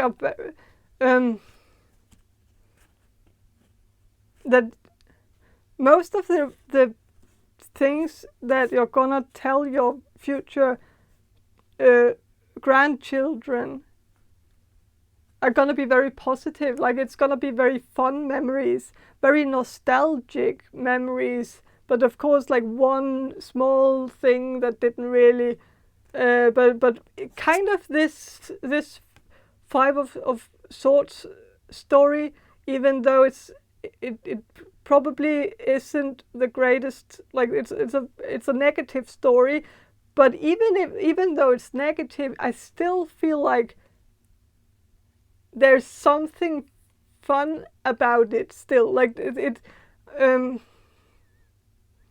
which is also the reason why you will tell it to your grandchildren. Like, there will be one thing that you can laugh about in the future. Maybe you can't laugh about it now, or maybe not in the near future, or in the next few years, when it happens, if it hasn't happened yet.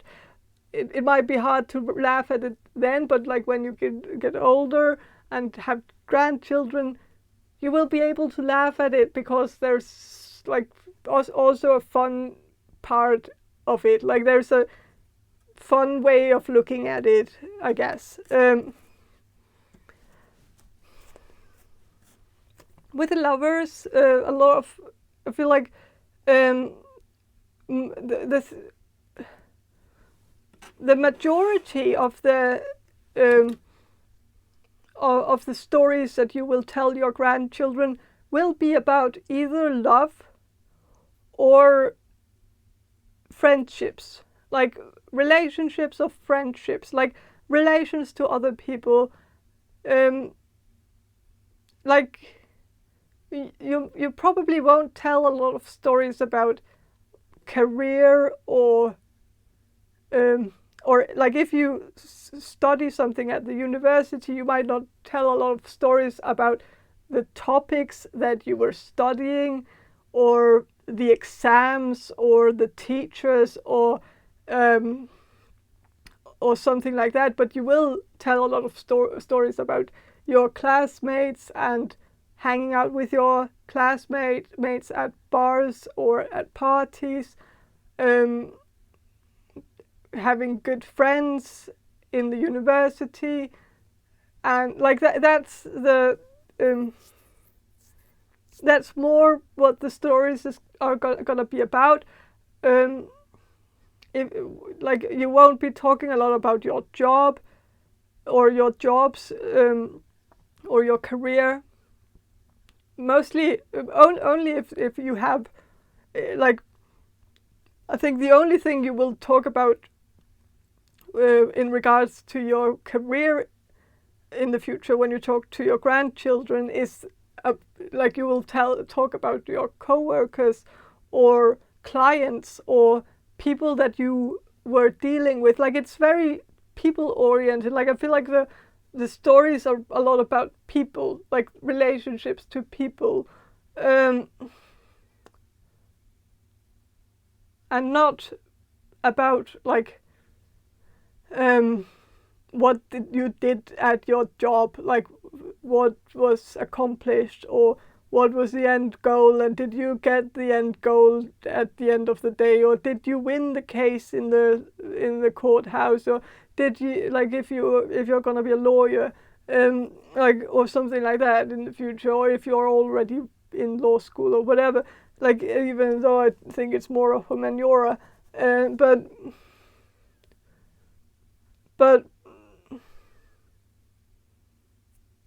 but still, like, I feel like you're gonna talk more about the fun people that you meet along the way, and that's a great thing. I feel like you will have a lot of abundance when it comes to people in your life, people coming into your life when you needed them the most, when you least expected it as well. Like, but also like I feel like you will be gifted a lot of people by the universe or God or whatever, like along the way, like in your life path, you will, like, a lot of people will be sent to you, sent your way, like pushed your way, because like, and like I think you will appreciate it a lot, that you will have a lot of amazing people around you, a lot of people who will make your day more fun and enjoyable. And with 5 of Daggers, which is 5 of Pentacles, I feel like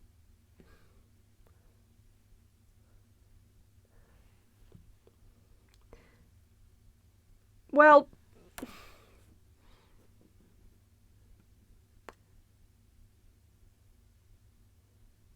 I think there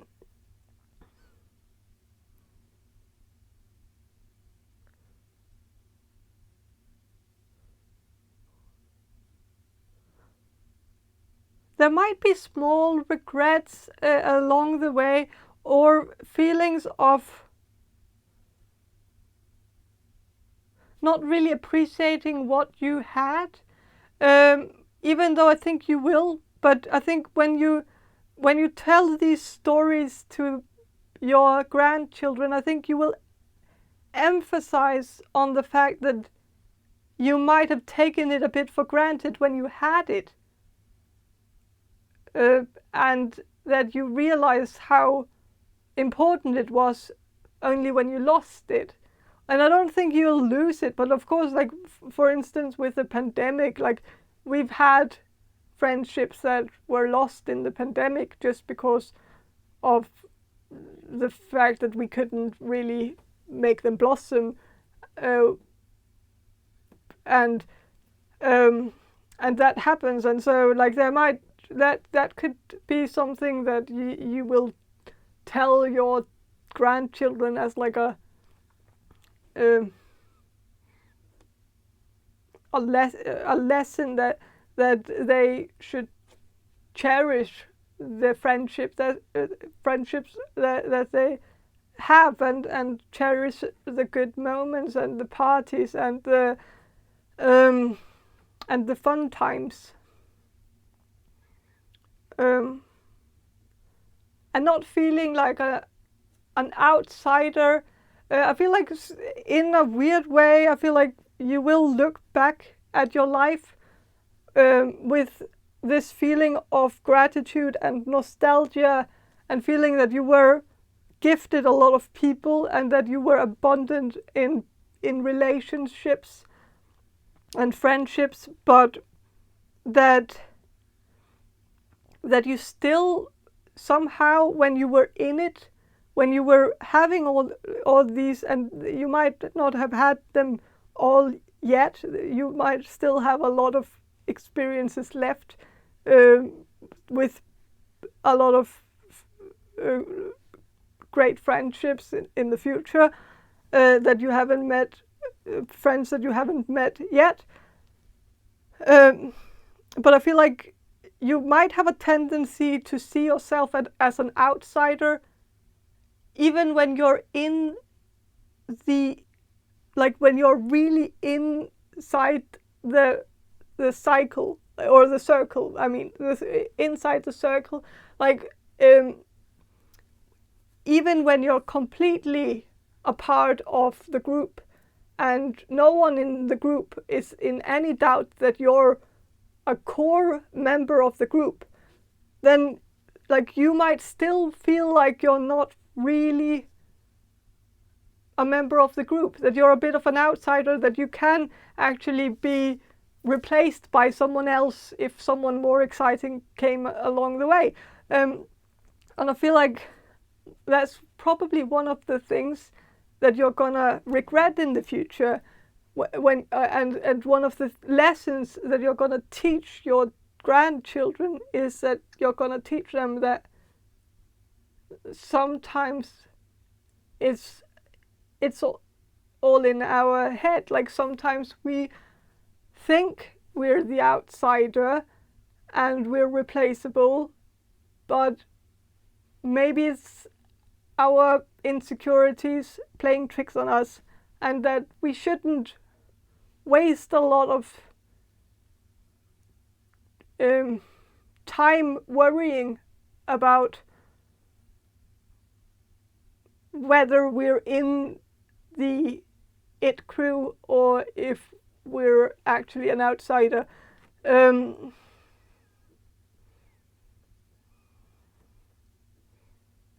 But like you can also see these bottles here, like these are here, and like this person is like this bottle is a bit further away, but the four, there's four actually, there's one in the background, that could also be you, or how you look back with regret at how you might have also blended a bit into the background. Why weren't you the one making all the jokes? But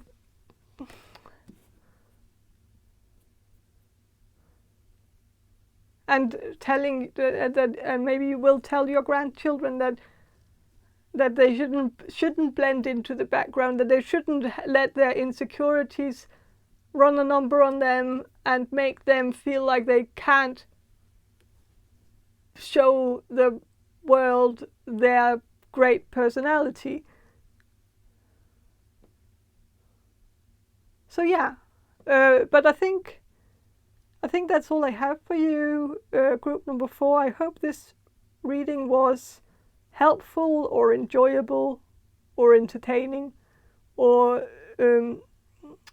yeah, and if it was, please subscribe to my channel, and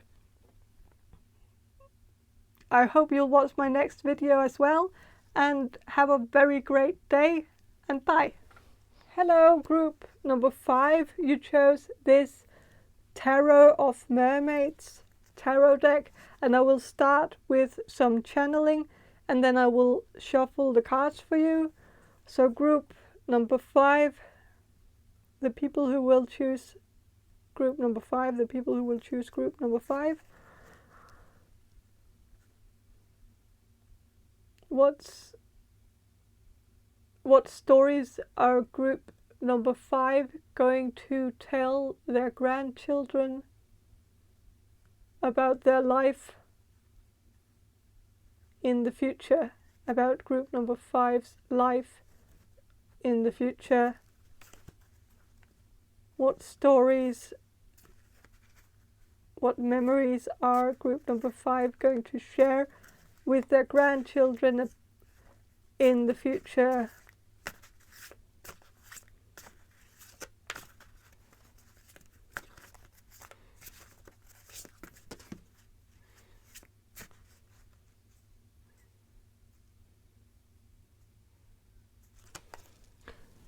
I feel like there's something about, I feel like there's a lot of stories about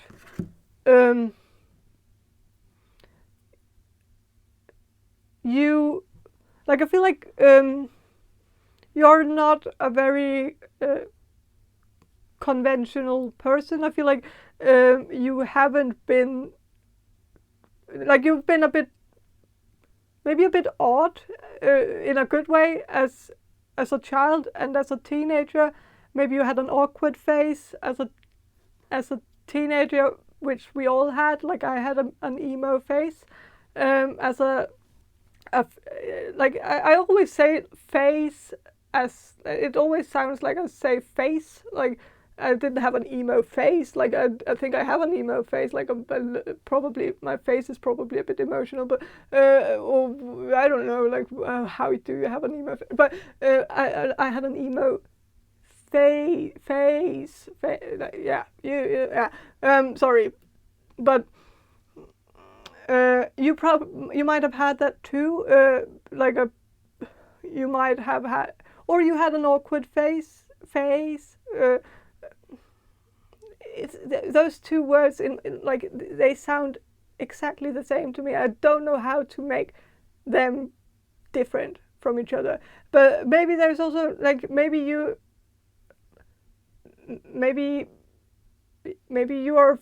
a foreigner, and so maybe you have a lot of memories to share with your grandchildren about being a foreigner in a foreign country, of course, and being like the weird kid with an accent, which I also relate to because I was a weird kid with a foreign accent, living as an Icelandic person, an Icelandic kid in Denmark when I grew up in Denmark and live in Denmark. But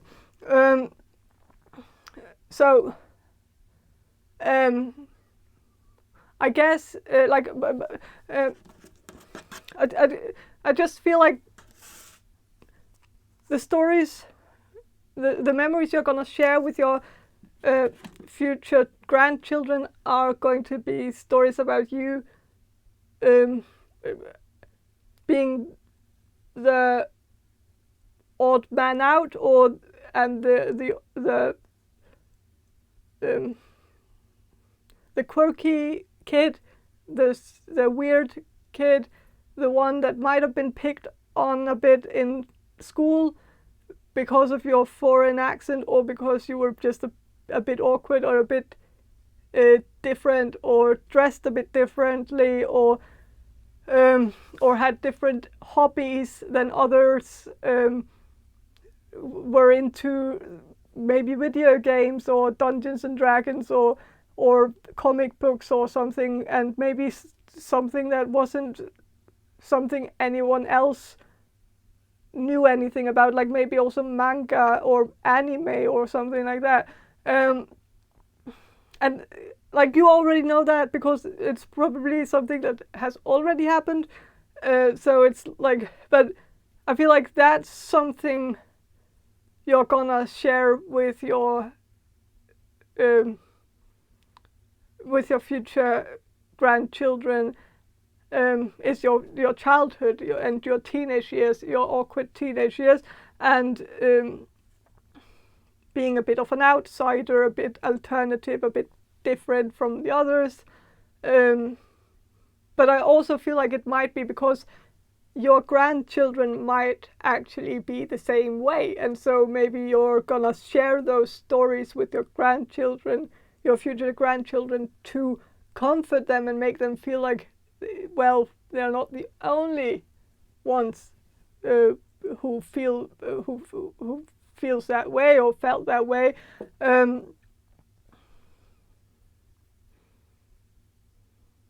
So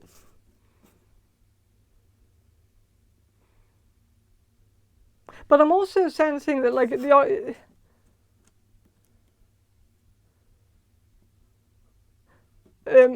I was hearing something about a clown.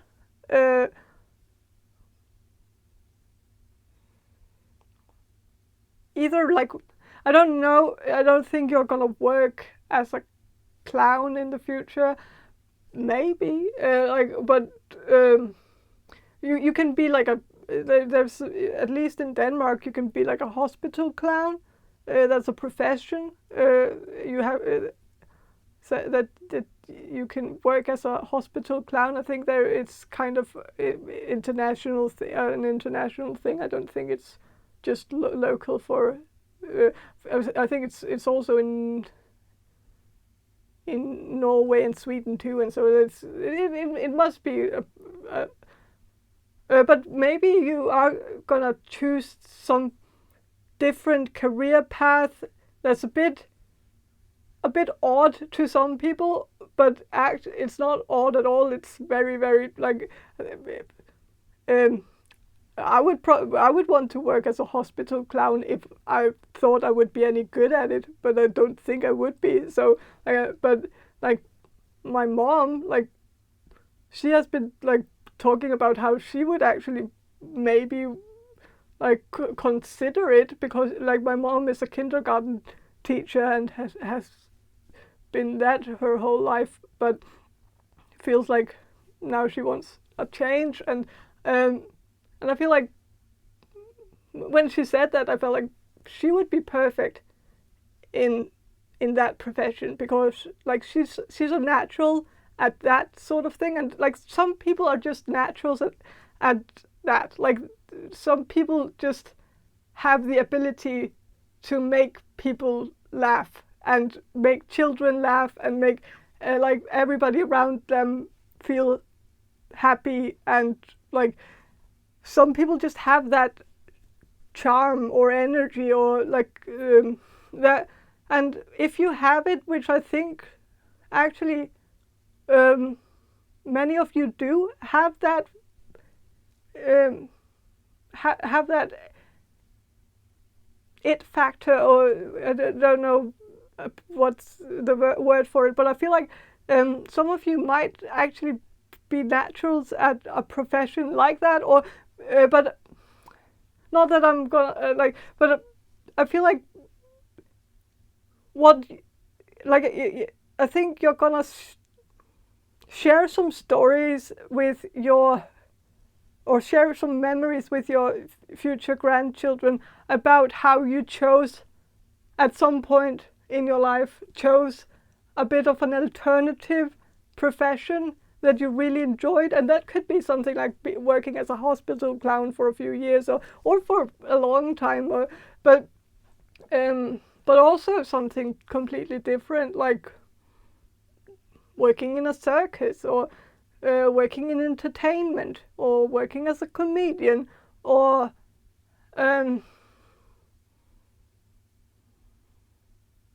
something like that.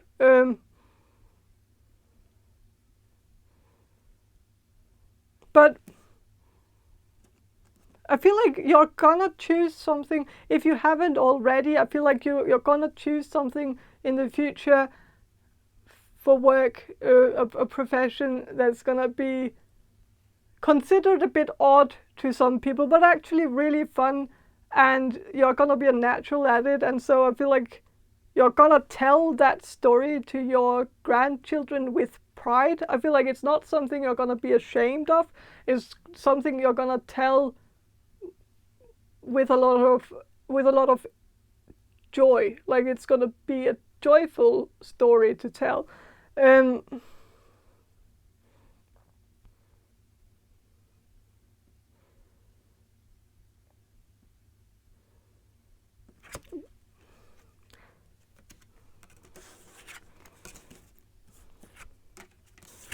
So with the King of Swords, this could be you if you're a male and an air sign, or if you're a male who's very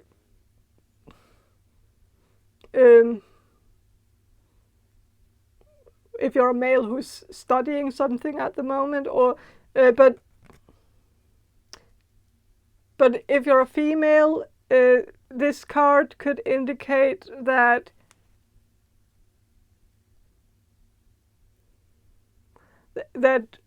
you're gonna tell a lot of stories to your grandchildren about your future spouse, who could be a male air sign.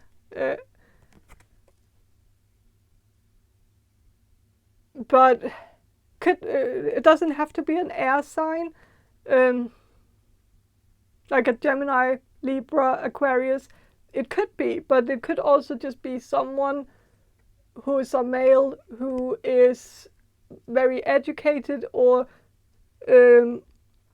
from a very educated family, or someone who's very rational minded, logical minded, someone who's a bit autistic in a way, but could like only if all the others didn't fit. But like I think the autism is more like specific for one of you. But I feel like maybe your future spouse will like for that one of you, your future spouse might be on the spectrum, but it's not a problem. Like I know a lot of people who are on the spectrum who are like very normal, and you can't really tell that they so,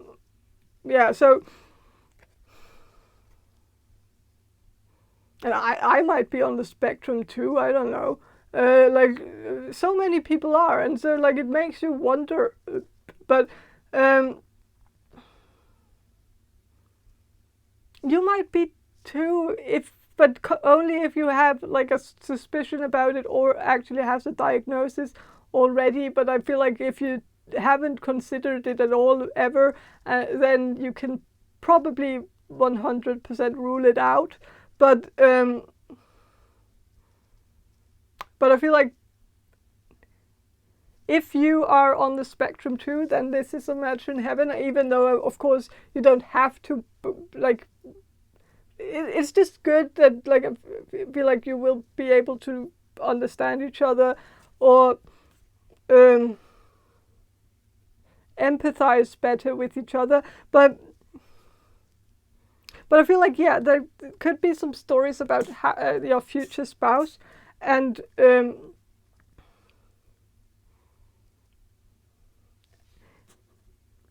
it with the Five of Pentacles, this is the outsider card. So like I feel like you will tell stories about you feeling like an outsider as a child, and maybe that your future spouse also felt like an outsider as a child, and maybe that was actually the thing that drew you two together, was that you started talking and realized that you kind of had the same upbringing and kind of had the same experiences or experience in school, and feeling like the odd man out, and feeling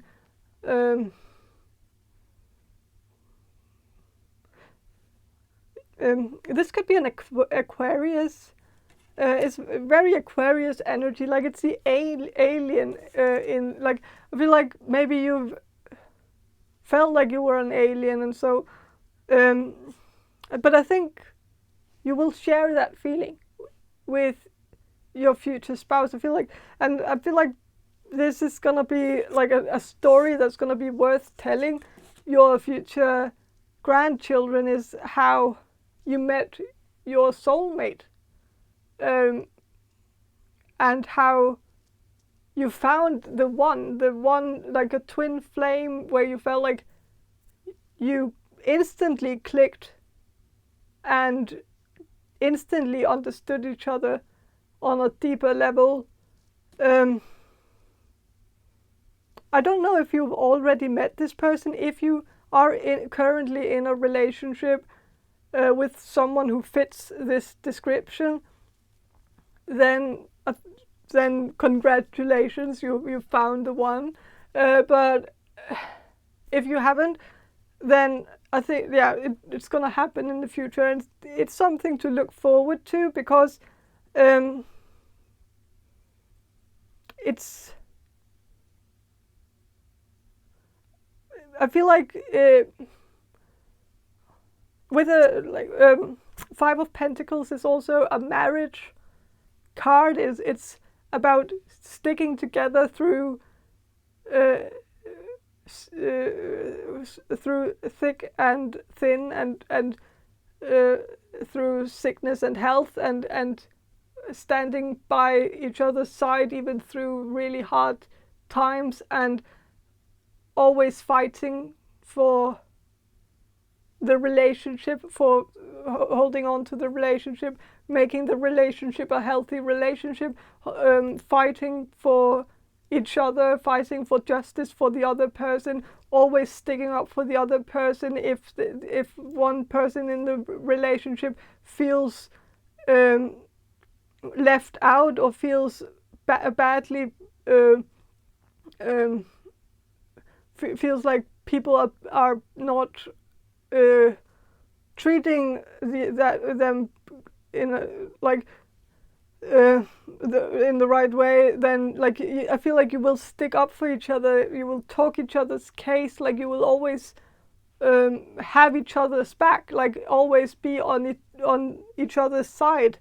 Always side with your, like you will side with your spouse, and your spouse will always side with you. And so that kind of makes me think that if this person is on the spectrum, and if you are on the spectrum, then it's really, really not.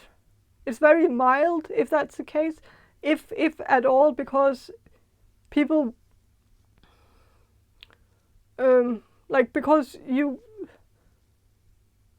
will be able to have, like, you will have a very, very strong loyalty for each other, where you're not gonna,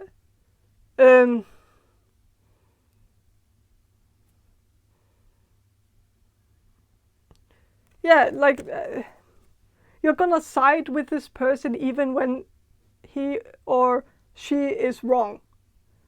And this person is gonna do the same for you, and that's a beautiful thing.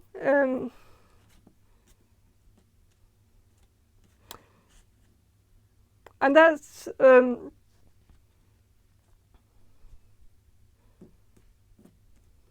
with the Eight of Cups. There might be I feel like you're gonna tell your future grandchildren a story about how you walked away from the relationship, or like, I think this is a good relationship, but there might have been like one time where you, I don't think it's like, I don't think you're gonna break up with your future spouse, but I think you're gonna have some time apart, and possibly actually just because of, maybe there will be some long distance, maybe you will even meet online at some kind of forum for a video game, or like some player from the other side of the world might have started writing, or might start writing with you, if maybe this has already happened, but like if it's going to happen in the future, then maybe you will meet this person online, and so there will be some long distance in the beginning, or one person has to move to the other person, and that's gonna possibly like be a kind of a hard story to tell, because I feel like there might be like there might be something about one person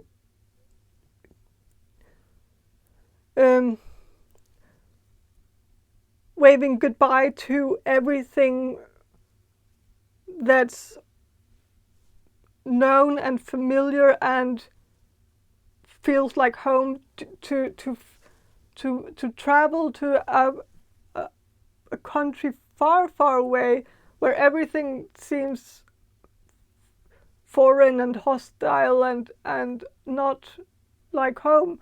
And so I feel like there's some kind of story, like there's a sad story here too, about the transition period where either one of you had to, and this might not have happened yet, but maybe it will in the, or it possibly will in the future, that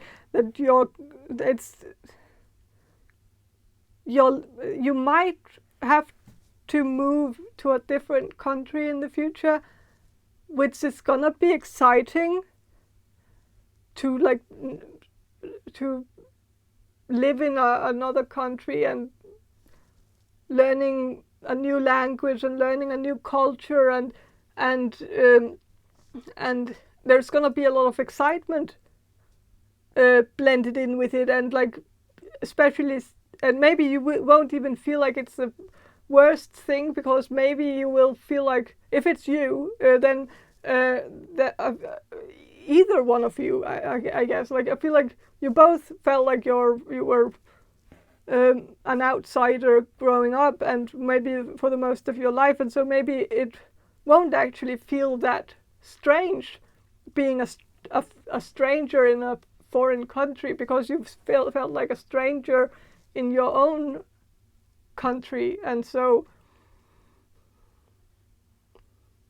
but I think there might be a small sad story about how it was a bit hard to move away from your family and everything that was known to you, your friends, and with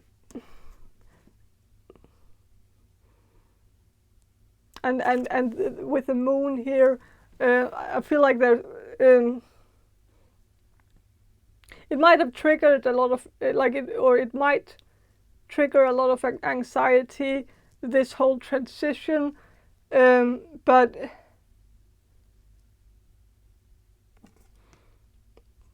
at the end of the day, it, like, something ends and something new begins. And with the moon card also being a mother card, about motherhood, I feel like you, like, when you move, you might actually, like, I think you will have a family and have a child, and with this person, and this person is your soulmate, and you're gonna be very happy with this person, even though you will have to make a huge transition in order to be with them. Then it's gonna be worth it, and you're gonna have a child with this person, or it's very likely.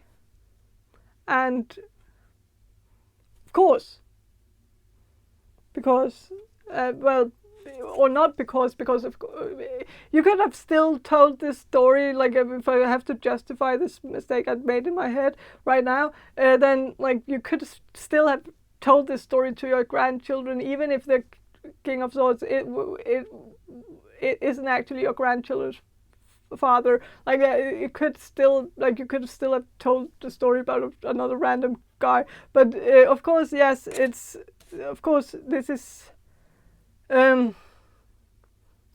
gonna end up with an offspring, as of course, and yeah, I think having a child with this person is gonna make it worth it to make this transition. It's gonna change your life for the better, and it's gonna make the anxiety go away.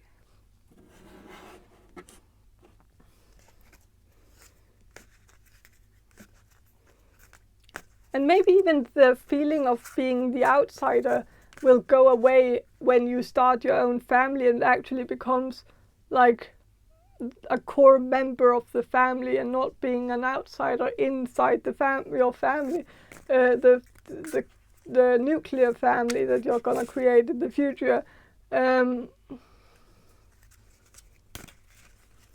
Maybe you felt like an outsider in your family, but you're not gonna feel that way when you create your own family with your soulmate. And that's something that you're gonna tell your future grandchildren, I guess.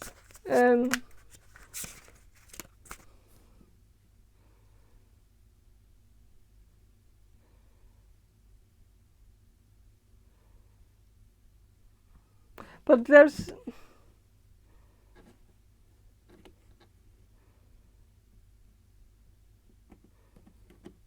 yeah.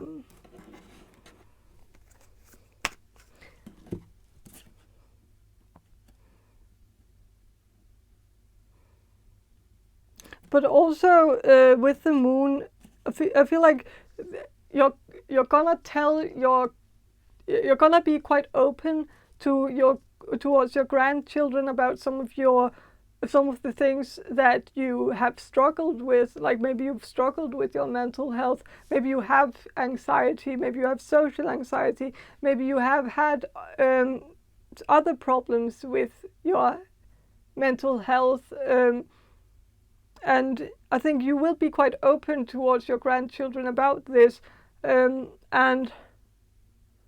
I think it's mostly because you're gonna make your grandchildren feel like they're not alone in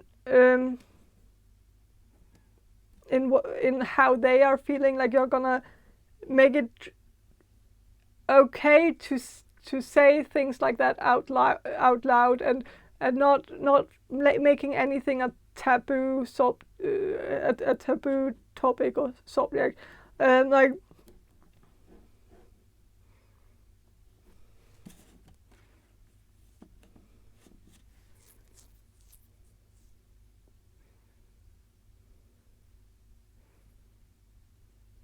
But I'm also sensing, like, when it comes to career, I think you're gonna be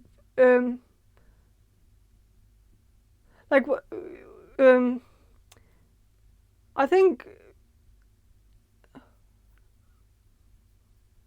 this is kind of like a nice thing, but like I think many of you will actually get quite old, because I feel like you're actually gonna be old enough to see your grandchildren make career choices. And of course you don't have like that. I know that, like, but it's that's a good omen. That like that's but I feel like when your grandchildren are gonna have to make career choices for themselves, I think you're gonna tell them that there's no rush, that they should just that they shouldn't stress out about it. They shouldn't make a decision right away. Like maybe you will even be an advocate of them taking a year off, like after high school, or before college, like go work for a year or do something else for a year. Don't make a decision just to make a decision. Maybe that's something that you have struggled with yourself. Like maybe you made a very rushed decision to just study something after you ended high school, or some, like, then you might have just chosen whatever major or whatever. Like you might not have had a passion for it. You just chose whatever sounded sort of interesting, and so you never really had, maybe some of you never really had a passion for whatever career path you actually chose, and maybe you still haven't, but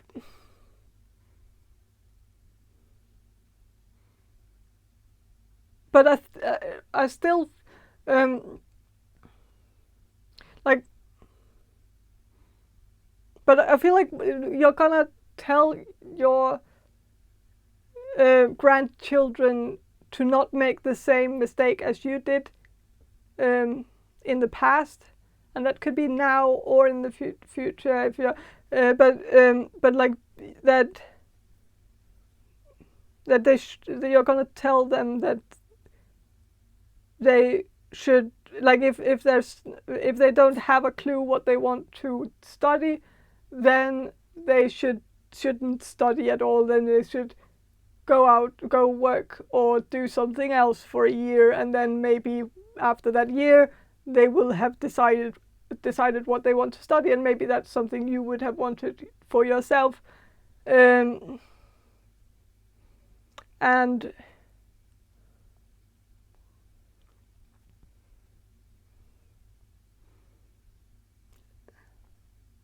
so yeah,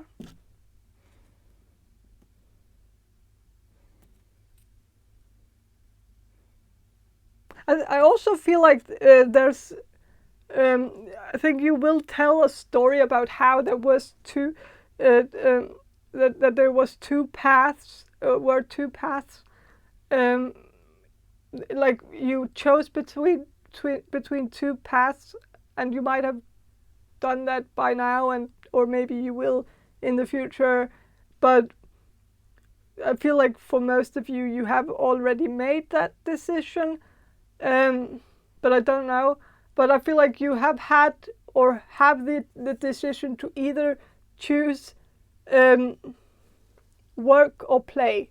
Like, because there's a wolf here and then there's a dog, and the dog symbolizes the civilized, the tamed, and the wolf is the wild, and the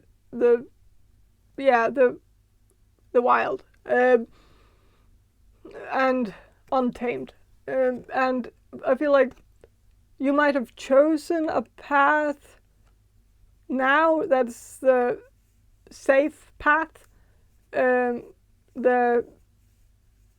civilized and tamed one, but you kind of want to do something that's a bit more risky and a bit more fun.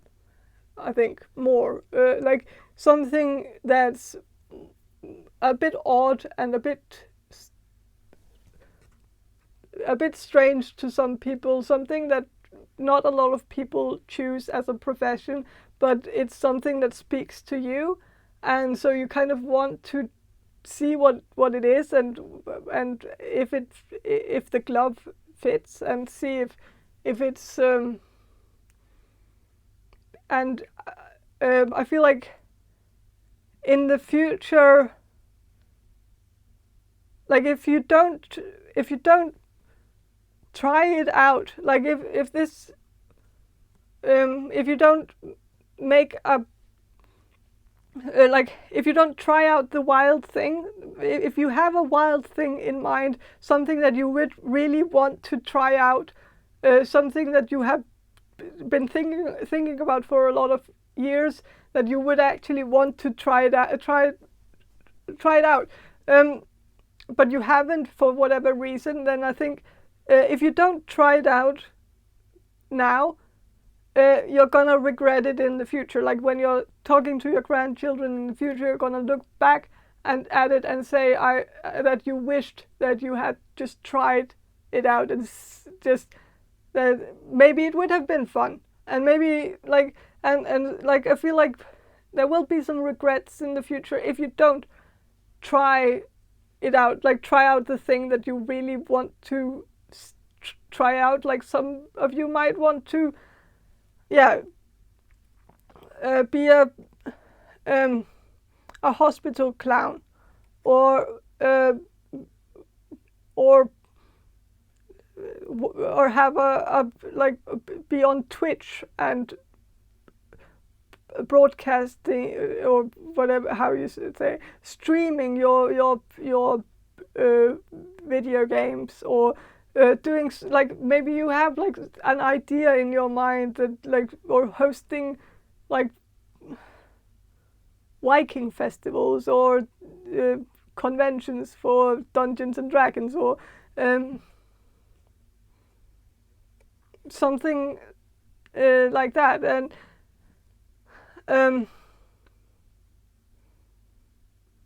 and maybe you would like to try it out, but you feel like it's a bit too risky, or you don't want to be like, maybe people have told you that you shouldn't do something like that, because then that will ruin your reputation, or make people not respect you in a conventional profession in the future. If you go out and become a lawyer or something, then you don't want people to dig out some dirt on you from the past. Or if you are going to be a politician, then it wouldn't be good if someone could find out that you had a Twitch account or something. I don't know, but that might have been something people have been telling you, and so you might have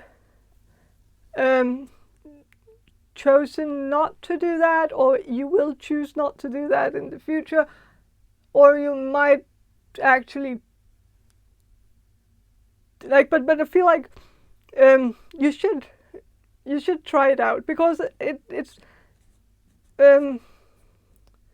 it's not worth it to have regrets when you're older. Like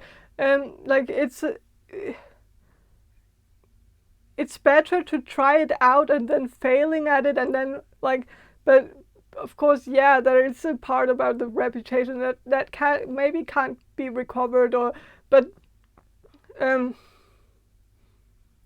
still it's just sad to like to look back when you're old, look back and think like, oh, I would have wished that I tried that profession just to see if it was fun and if I could actually make a living out of it, and that would have been a fun way to make a living. Like then, like that's just I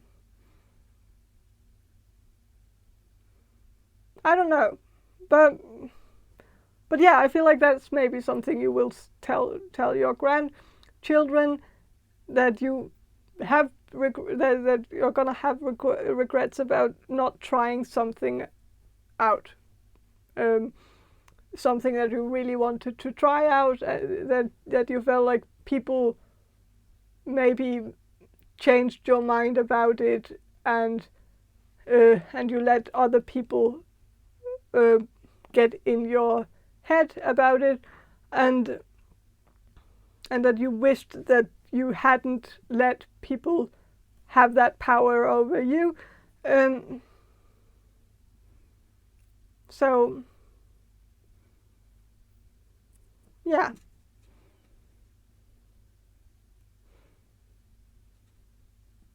But that's all I have for you, group number 5. I hope this reading was helpful, and if it was,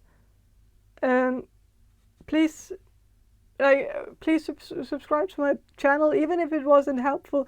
Like, it could have just been enjoyable or entertaining, and like, yeah, I don't know, but and even if it wasn't, please subscribe to my channel anyways, because yeah. But yeah, please watch my other videos if you want to, if you like this one, and yeah, if you like the video, make sure to push the like button as well, and comment or something, and like, yeah, but and yeah, have a very great day. Like, have the greatest day, and bye. Hello, group number 6. You chose this Miss Cleo's tarot deck, and I will start with some channeling, and then I will shuffle the cards for you. So group number 6, the people who will choose group number 6. What stories are group number 6 gonna tell their grandchildren in the future about their life? About group number 6 life? What are group number 6 going to tell their grandchildren about their life in the future?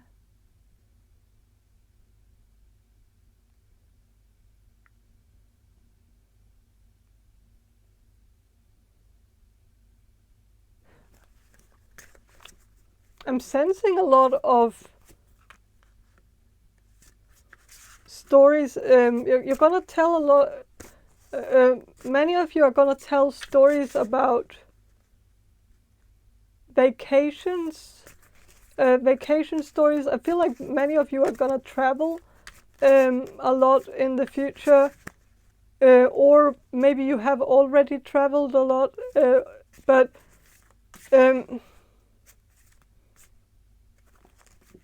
and I think you're gonna have a lot of stories to tell from those vacations and those trips to foreign countries. I think you will also take a lot of souvenirs, like, or buy a souvenir from like every country that you'll go to in the future. Maybe you already do that, and like I think you will have a big collection, and I think you're gonna show that collection to your grandchildren, and like you will show them every little object, and you will have a story behind all of them, and so you will be able to show and tell, like to your grandchildren, and yeah.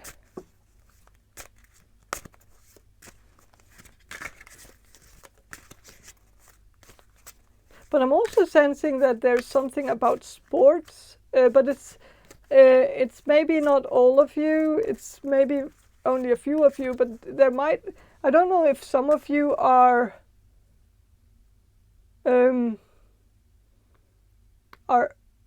athletes or used to be athletes when you were younger. But that's also something that I feel like you have a lot of stories from that that you will share with your grandchildren, but mostly it's the travel part, like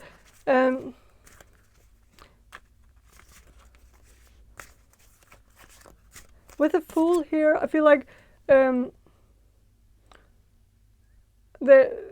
you're gonna tell a lot of stories about like adventure, taking a leap of faith with something as well.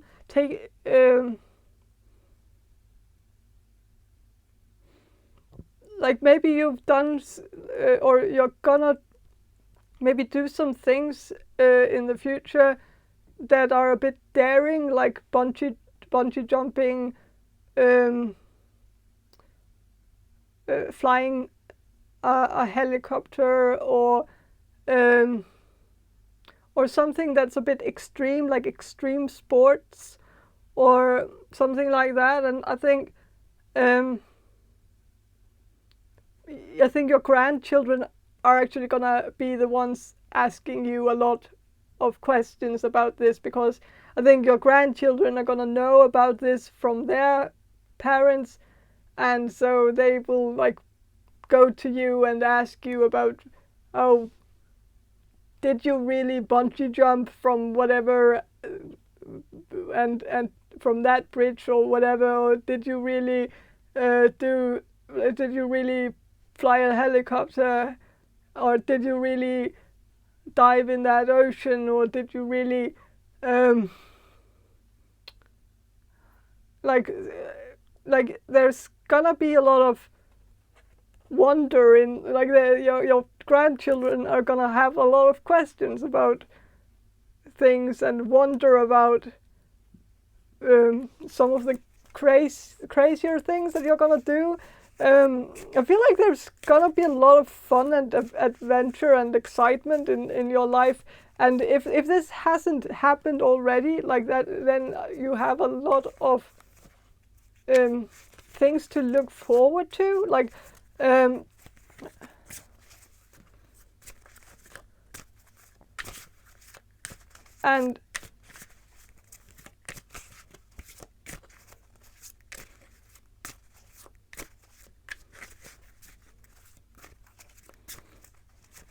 but what else? What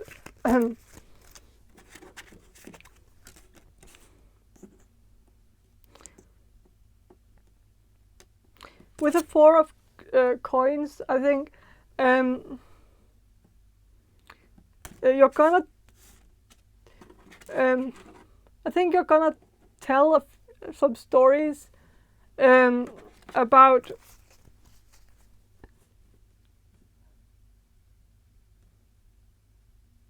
there might be some stories about your childhood. I don't know if this is, of course, something you know. I think maybe you didn't grow up in the most financially stable household. Like maybe your parents weren't really good with money, or maybe they just didn't have a lot of money, and maybe they also didn't really know how to save up money. Maybe because they didn't have enough money to save up. But for some of you, you might have had parents who did have the money, but used them in a bad way, or spent money on things that weren't necessary, or and so maybe you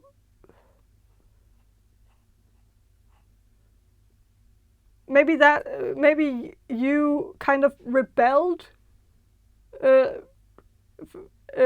against that. Like maybe even as a teenager, maybe you saw your parents being reckless with their money, and you didn't want to be like them, and so you started saving up money and became really good at saving up money, and maybe that's how you earned money, or saved enough money to go travel. And maybe you have already traveled quite a lot, but it's because you've been able to save up money, but which I feel like maybe your family is not that good at doing that. Like your parents weren't that good at doing that. And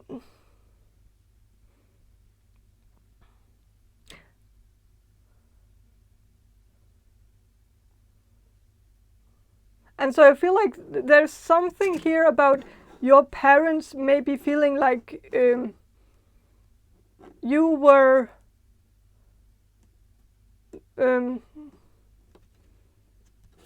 it's very specific, but for some of you, your parents, like if you've already done this, like saved up money and then went out traveling, then your parents might actually feel like you're very privileged, and that it's unfair, or that you're better off than they are, or that, but the difference is that you're able to save up your money, where your parents aren't that good at doing the same. And I feel like that is something that your parents might tell your future children, and your future children might tell your grandchildren, that there was this, that your parents felt like it was unfair that you had the money to go out traveling and stuff like that, even though you saved that money up yourself.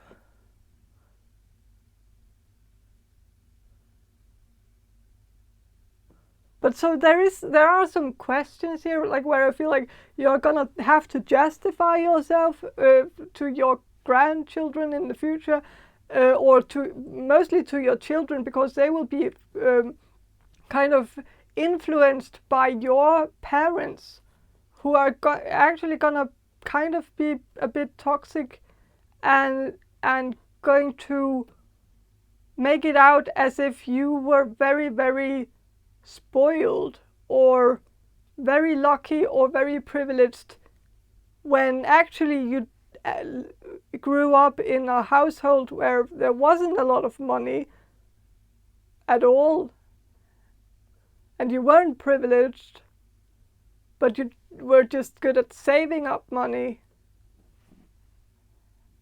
I don't know, but I feel like there is something here where I feel like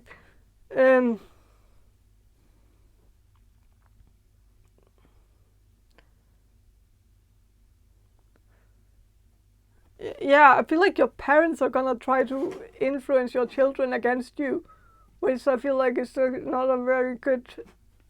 That's not a good color on them, but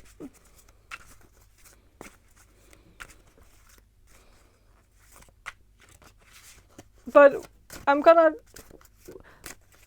want to hear more about like some good stories that you're gonna tell your grandchildren in the future. Group number 6. What are group number 6 gonna tell their grandchildren in the future about their life, about what stories?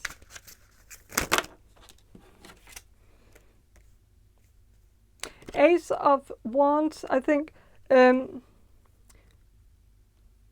you're going to tell a lot of stories about spontaneity, about going out, doing something impulsive. I feel like in the future, the best stories that you will tell to your grandchildren are the stories that, or the things that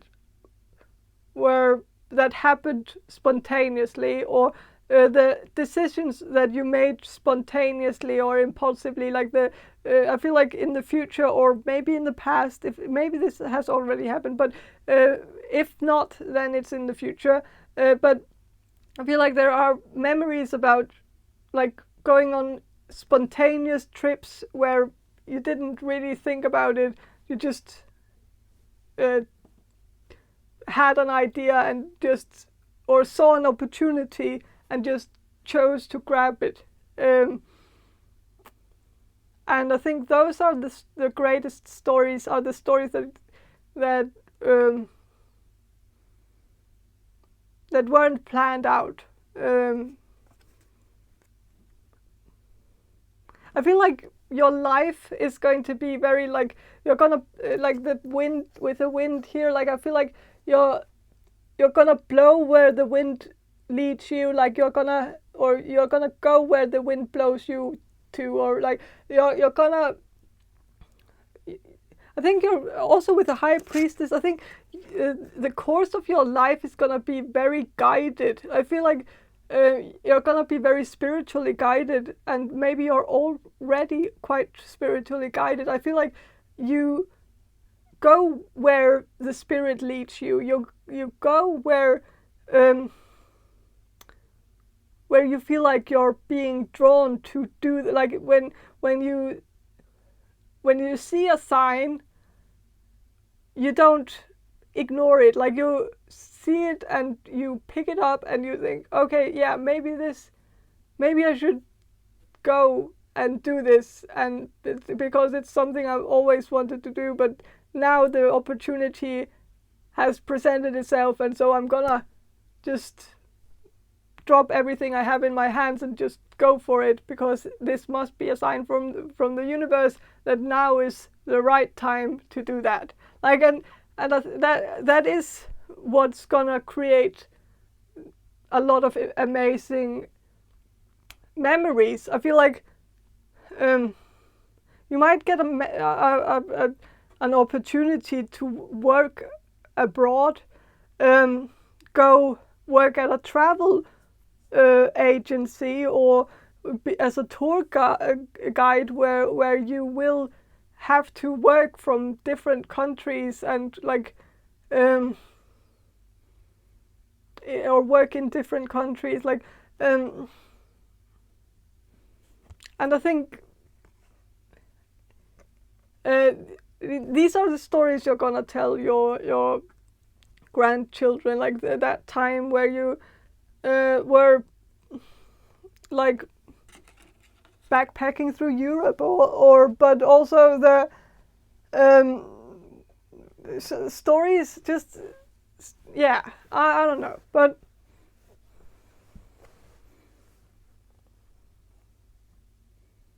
also with the High Priestess, I feel like there's gonna be a lot of stories about synchronicities, like how you chose to do something because you felt guided to do so, like how you listen to your inner guidance, how you listen to your inner compass, and ignored what everybody else was saying to you, but just chose to listen to your intuition, and your intuition was right. And that's the kind of stories that you're going to tell your grandchildren, also to teach them a lesson that they should listen to their own intuition, and don't let other people dictate your life. Do what you're spiritually guided to do. And I feel like you will have a lot of good examples on situations where you chose to listen to your intuition instead of other people, where it actually ended up being very favorable for you. And yeah, with the Hermit here,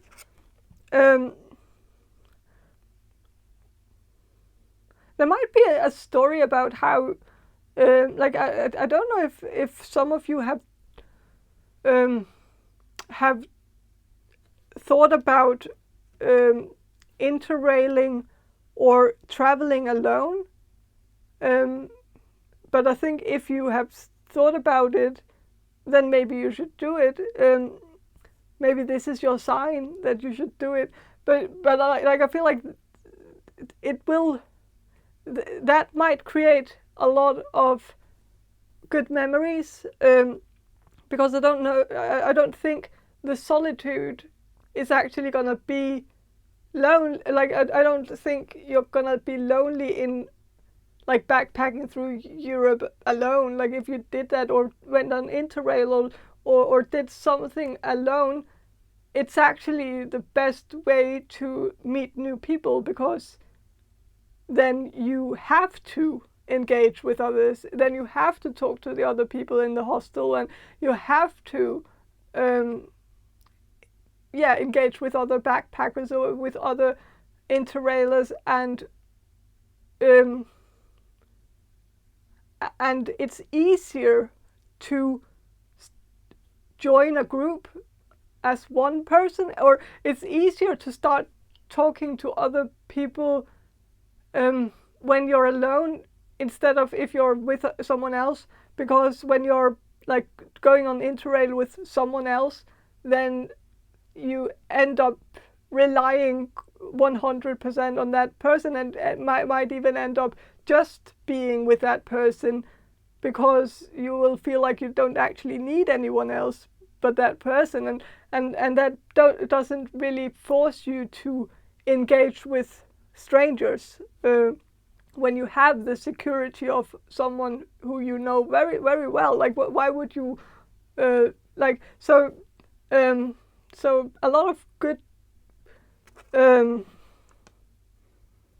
lot of good could come out of traveling alone, I feel like. And I feel like if you're gonna do that, or if you have already done that, I feel like that's the type of stories that you're gonna tell to your grandchildren about. That's where the most of the fun memories will be. Maybe you'll even find love.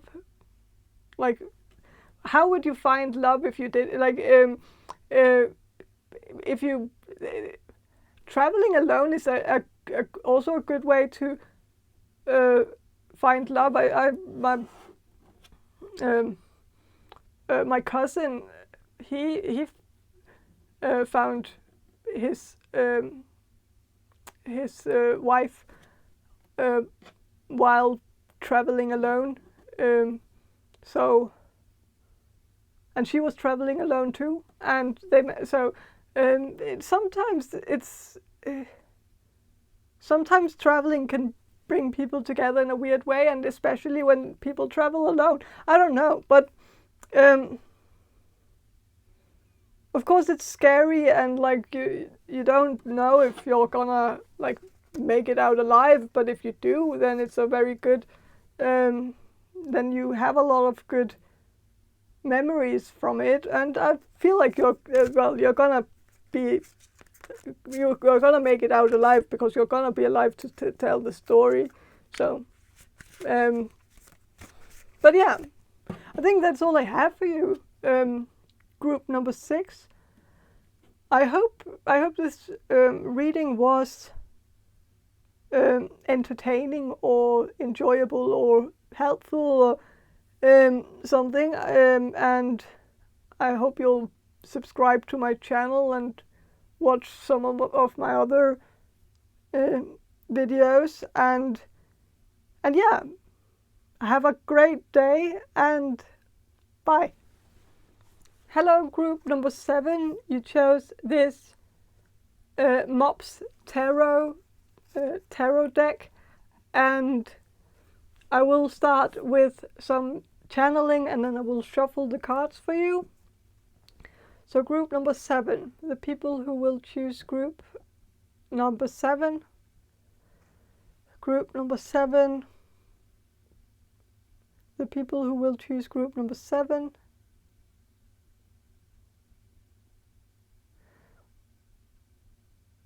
What's group number 7's what's group number 7 going to tell their grandchildren about their life in the future? What stories are they going to tell their grandchildren about their life in the future?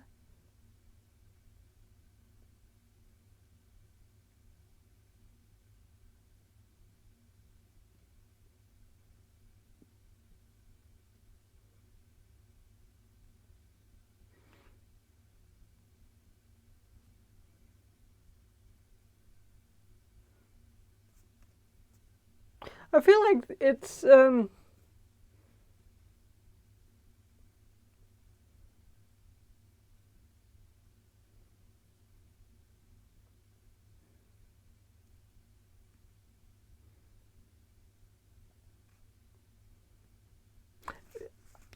sensing something about space. I don't think you're going to space, but I think there might be something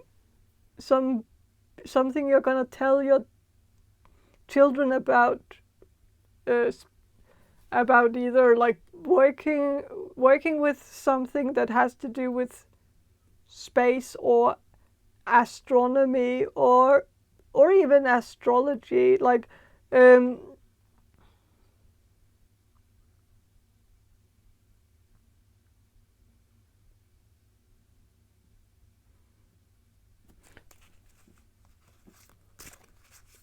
I don't know if some of you are astrologers, and so that's like, I don't know if you're gonna talk about your profession with your future grandchildren, but that's very likely if you are astrologers. But maybe also just some stories about how astrology saved your life, or how you guessed someone's moon sign or something, even like, or maybe some of you are a bit psychic, and or maybe you just know something about like, and so maybe, I don't know, it's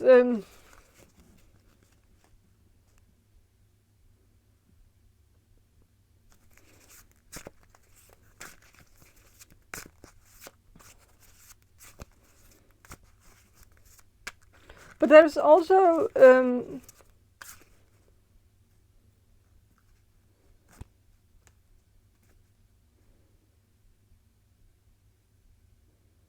something about I think you're going to be a part of something in the future, some kind of movement or something. It could be a spiritual or religious movement, or some political movement, but I feel like you're going to be a part of something that might be a bit bigger than yourself, like, and I think you're gonna tell your your future grandchildren about that,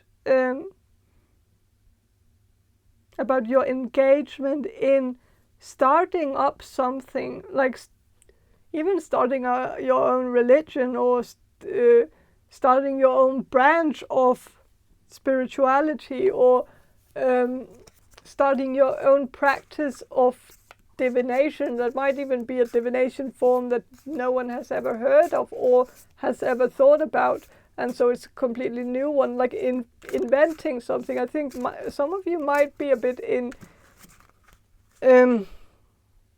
like innovative in a way, where you like maybe you will invent something or start something, be a first mover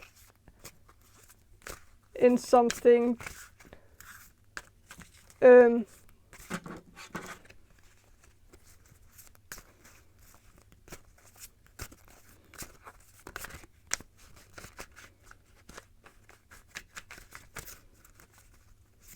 There could also be like a small rebellion against something, like a small revolution that doesn't necessarily have to be like political, but maybe a religious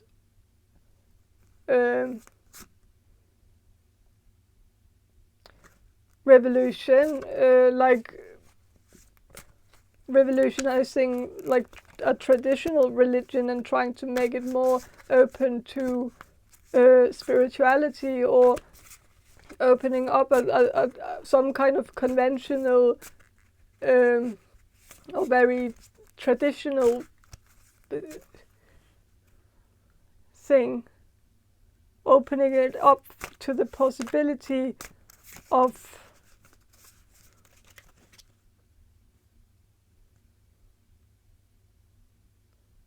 I just feel like you're going to do something that's actually going to be quite great, and it's gonna be something you're gonna tell your future grandchildren about. Maybe you're going to space. Like, I don't want to rule that out completely, like that, just because it's a bit unlikely. But maybe some of you are like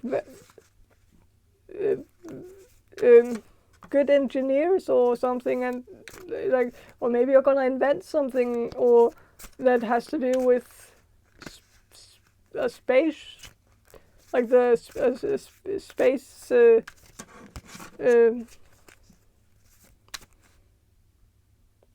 the space center, the International Space Center, or whatever, I don't know, but like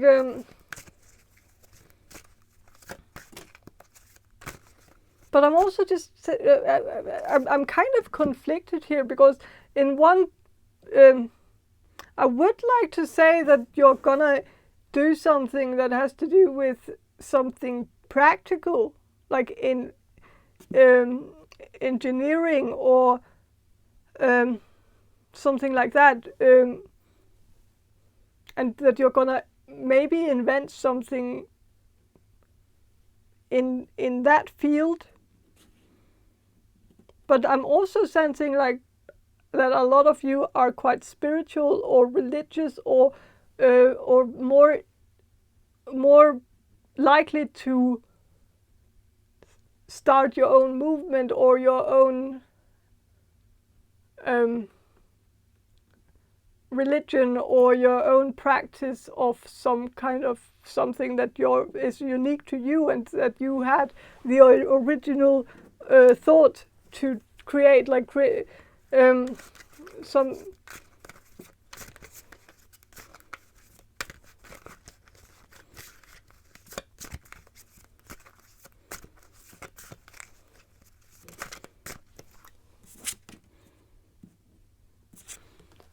I think, yeah, you're gonna I think you're gonna tell your future children, future grandchildren about your ideas. Like many of your stories are gonna be about your ideas, and some of those ideas I feel like you're actually going to make a reality out of, like you're gonna make a reality out of some of these ideas. But of course there might be some other ideas that you will share with your grandchildren that you didn't actually make into a reality, and maybe you will share these with your grandchildren to kind of push them to actually make something out of your ideas, or give your make the ideas into a reality through your grandchildren, those ideas that you couldn't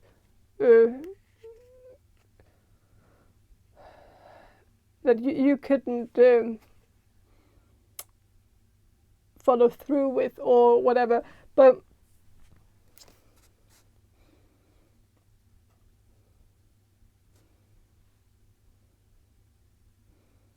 I'm also just sensing that you're gonna share a lot of your thoughts and your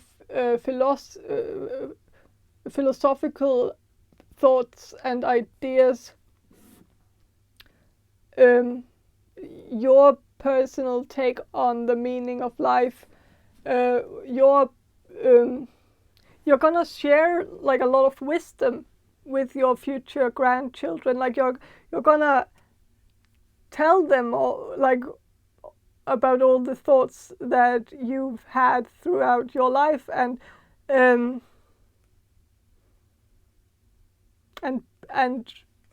bring new life to those thoughts by sharing them with your grandchildren. And I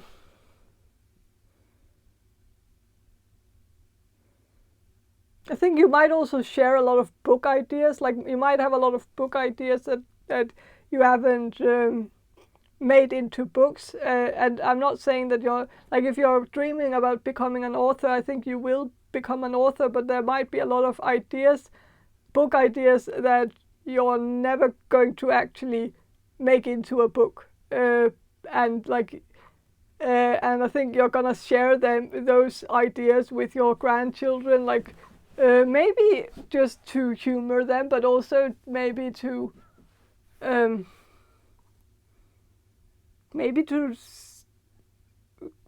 see if they want to get inspiration out of those stories or those ideas.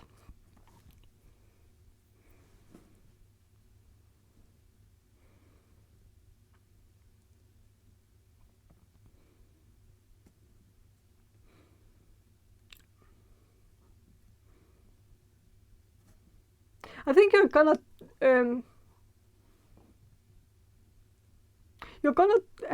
have a lot of conversations with your grandchildren, a lot of deep conversations, a lot of conversations about, like, very, like, about, yeah, the meaning of life. Why are we here? Why are we, like, where are we gonna go when we die? Where were we before we were born? What's our purpose on Earth? Is this a simulation? If so, why? And yeah, so if God created us, who created God? Like, what? And I feel like I think you're gonna be very amused. Like, I think this is something you're gonna enjoy a lot, is to ask your children, and also your grandchildren, but your children first and then your grandchildren. Like, ask them, like, a lot of, like, the very, very complicated philosophical and religious questions, just to see what their answer is. Like, it's very fun to ask children about things like that, because and like, I feel like in the future you're gonna feel like children have the answer, and I agree. I think children are closer to whatever, having the answer than we are, like when we get older. Like I think it's the idea that there's an original truth and that it kind of goes away with time, like how, yeah, from birth we were more close to the creator and closer to knowing what knowing knowing more about the creation, being so close to the creator, and that we then forget over time, and that's also the idea of like the first people on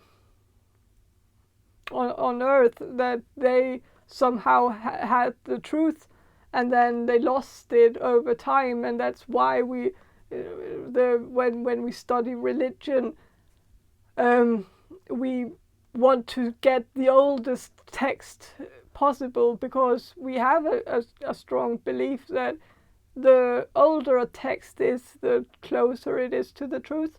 And it's kind of the same with children, or with people. The younger a child is, the closer it is to the truth. And like it's very fun to ask questions like that to children. And like I feel like you're gonna do that to your grandchildren. Like ask them what, like, yeah.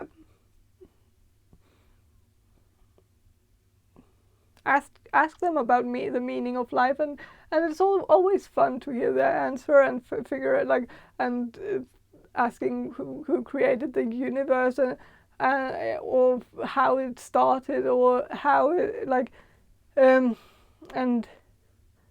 because children have some, but also children can also just have very cute answers, and so But I feel like you're also just gonna share a lot of your own experience. Like I feel like you're gonna share a lot of wisdom with your children, not necessarily about your life, like personal life, just all the wisdom you've gathered throughout the years. You're gonna share all the wisdom you've gathered, but you might not share a lot of personal stuff. Like you might talk a lot about your university years with your future grandchildren, but you might not talk about your classmates or your friends or even the teachers. You will just talk about what you were studying and how interesting it was, and what you figured out when you were studying, and what epiphany you had one day when your teacher, then maybe you will talk about the teacher, but you will talk about what the teacher said about the topic that you were studying, and not anything like personal about that teacher, like or your personal relationship to the teacher, but just I feel like maybe you won't be telling a lot of personal stories and not a lot of intimate stories. You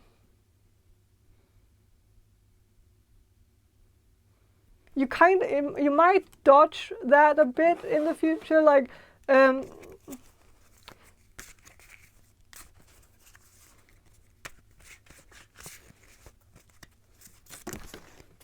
oh.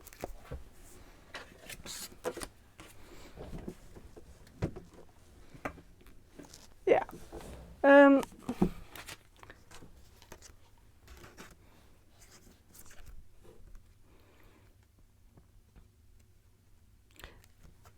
10 of Cups reversed, so there might be a reason why you're not going to talk a lot about like relationships and stuff like that with your future grandchildren. And that might be because you might not have I'm not gonna, maybe love is not gonna be a priority. Like I think you will find someone in the future who you will have children with, and so you will have children and grandchildren, and you will have someone who will be the father of your children, and it's also likely that you're gonna stay with that person forever, but I'm still sensing that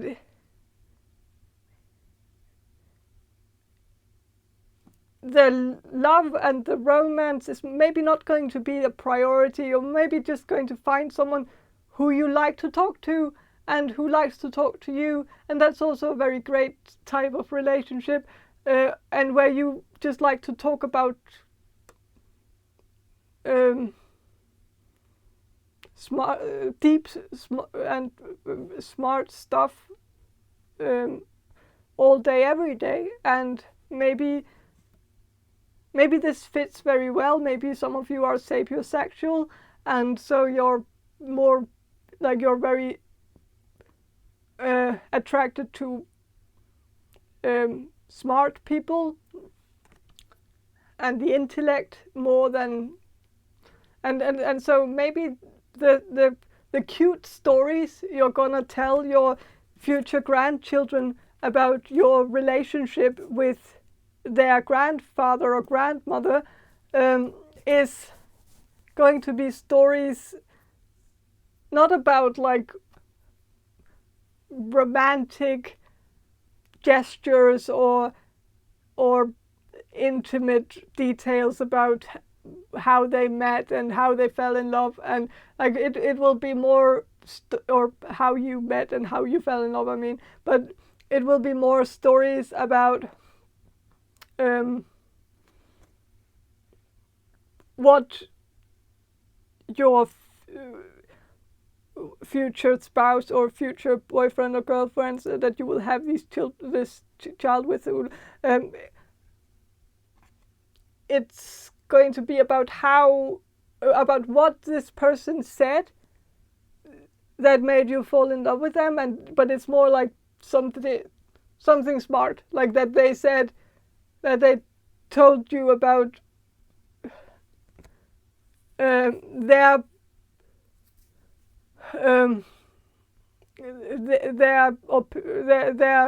view on something, on spirituality or on philosophy or something, or on and you just fell in love with them because of their view on philosophy, or on some philosophy, or their point of view, or their opinion on some philosopher, and you clicked because you had a similar or the complete opposite opinion, and you thought it was fun to be with someone who had the complete opposite opinion as you, because then you would be able to have like that kind of dynamic. I don't know.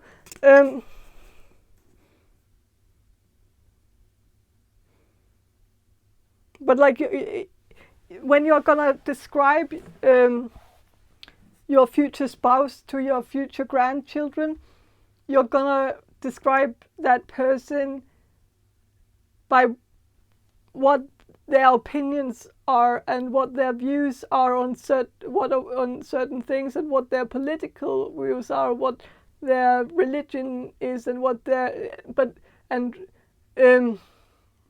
what they think of this, and what they think of that, and what they think about communism, and what they think about capitalism, and what they think about, and that's how you're gonna describe that person. And it's not gonna be how they are as a person, like how they treat you, or that's probably gonna be something as well, but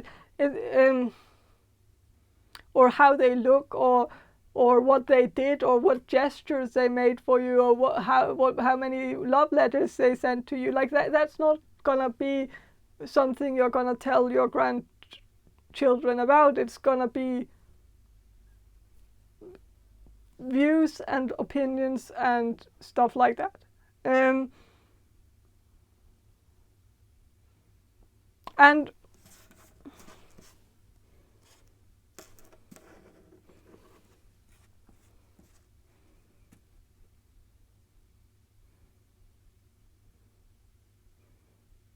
but I feel like there's gonna be a lot of an abundance of wisdom that you're really gonna appreciate. The people around you, like your future spouse, even if it's, I don't know if you're gonna be like together forever, but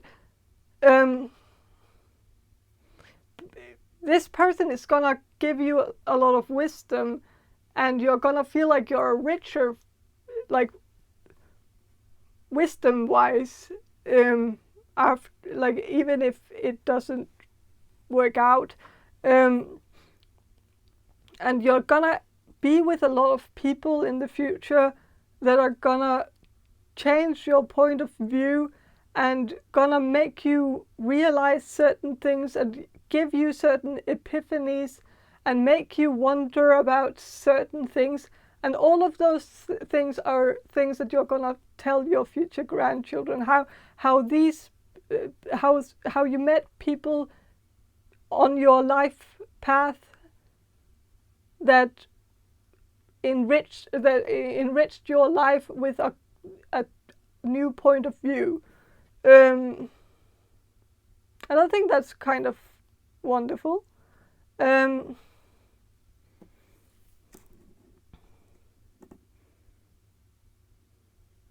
With a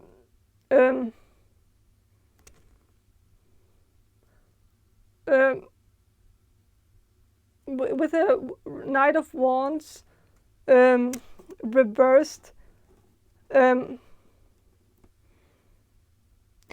feel like there might be certain regrets in the future. Like you will tell your grandchildren that you had, that you regret that you didn't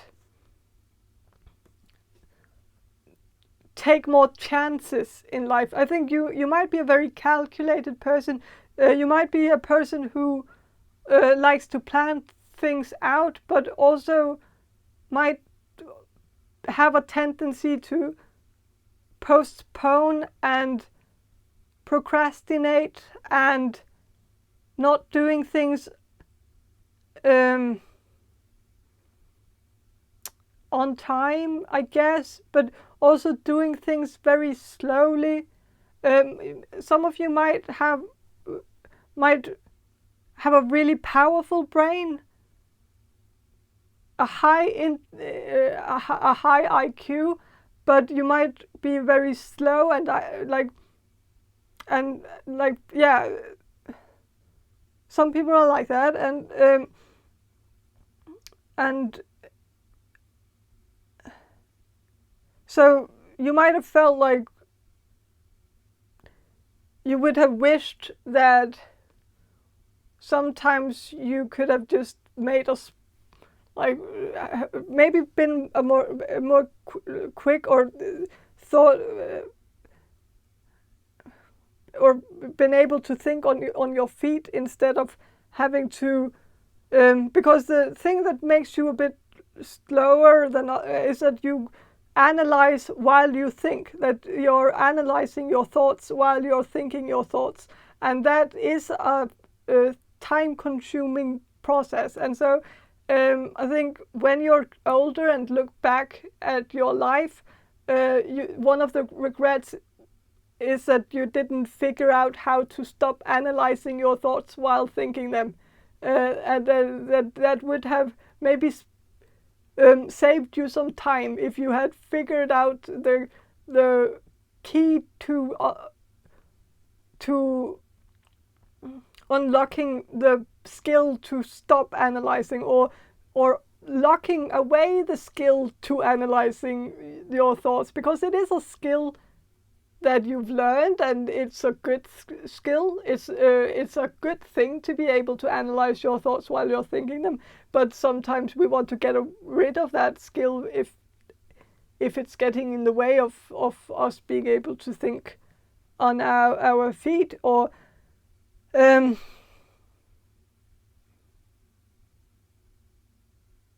but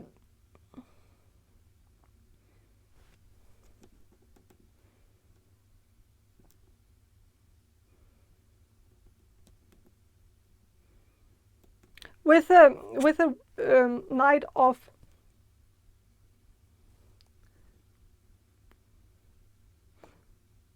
Swords, I think reversed. I think there will also be. I think the things that you will regret in the future, that you will tell to your grandchildren, is that you didn't just do something, that you kept hesitating, and maybe even that you didn't believe in your own capability. That somehow you might put yourself down, or you you might have some self-esteem issues where you feel like you're not good enough, or that you feel like you're not capable of doing something, even though you're overly qualified, actually, or like, but somehow you psych yourself into believing that you can't do something, even though you can. And I think that's something you're gonna reject. You're gonna regret in the future. When you tell, but it's gonna be a lesson to your grandchildren. Like, you're gonna tell your grandchildren about it as a lesson, that they shouldn't let their insecurities get in the way of them achieving what they want to achieve, and that they shouldn't. And they should remember that they are great, and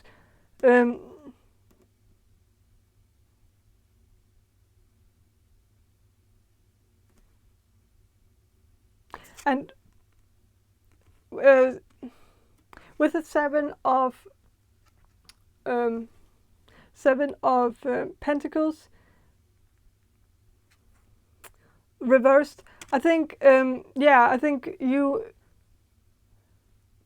there might be something where you've waited too long for something, where you kept postponing it, like pushing it into the future, because like you kind of want to do it, and you know you can't do it, and you know you would be good at it, but you keep telling yourself that you're not good enough, that you need more practice, that you need to know everything beforehand, that you need to study everything beforehand before you even, like, it's like reading the whole book, like the whole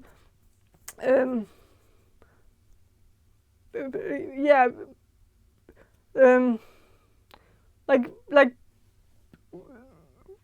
reading a book about carpentry before putting a nail into the wall. Like, you don't have to.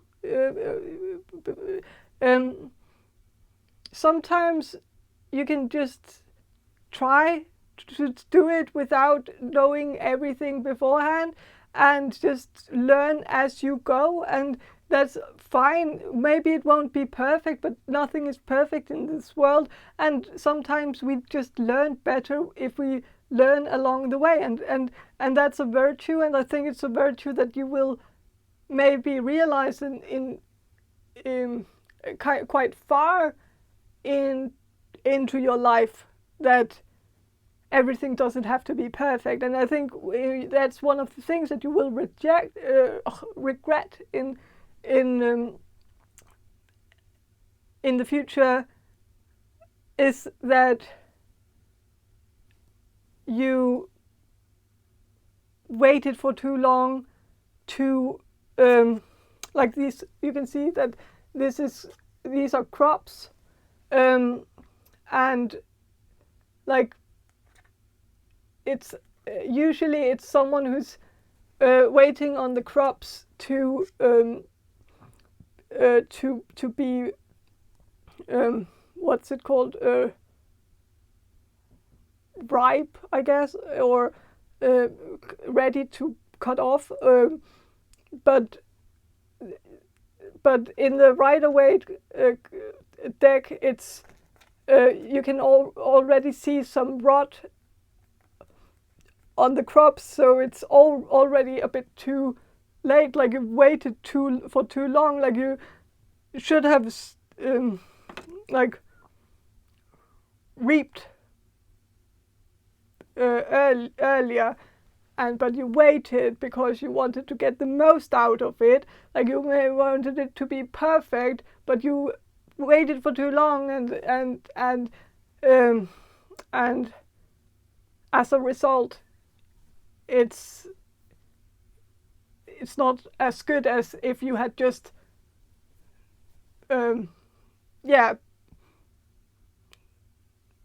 learned as you went. Like learn. I think you learn as you go. Like, you know, but I don't know.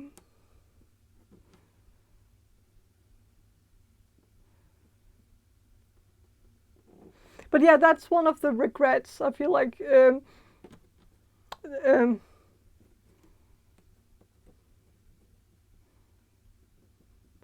that you waited for too long because you wanted it to be perfect. You wanted to study everything beforehand so that you knew exactly how to do the task that you wanted to do, but you ended up waiting for too long, and when you were actually ready, the opportunity really wasn't there anymore.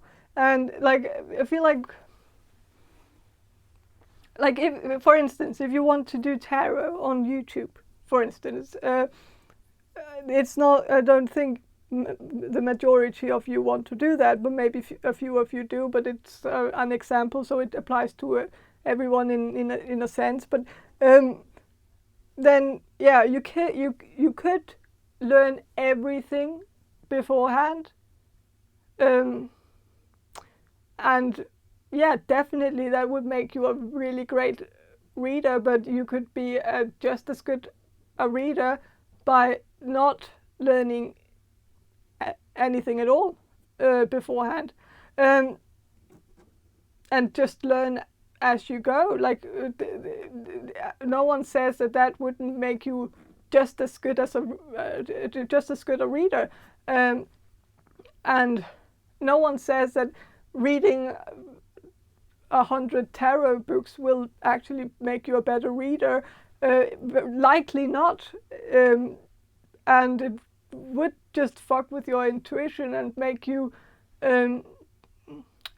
not engage with the imagery of the cards as much as you would do as a new beginner, and so sometimes a new beginner is actually better at using their intuition when reading cards than someone who's been reading tarot for many years and studying it for years. So it's not always a good thing to study things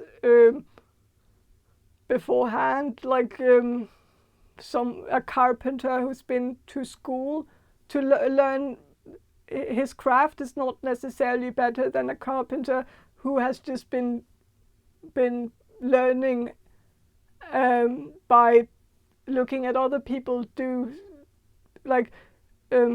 carpentry and then just copying them. Like that doesn't necessarily make them a worse carpenter that they learned that way, and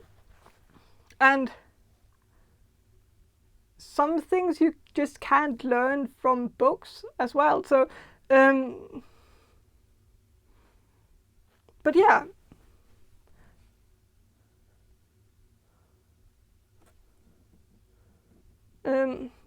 is all I have for you. Group number 7, I hope this reading was helpful, and if it was, please subscribe to my channel, and yeah, I hope you'll watch my next video as well, and I hope you'll have a really great day, and bye.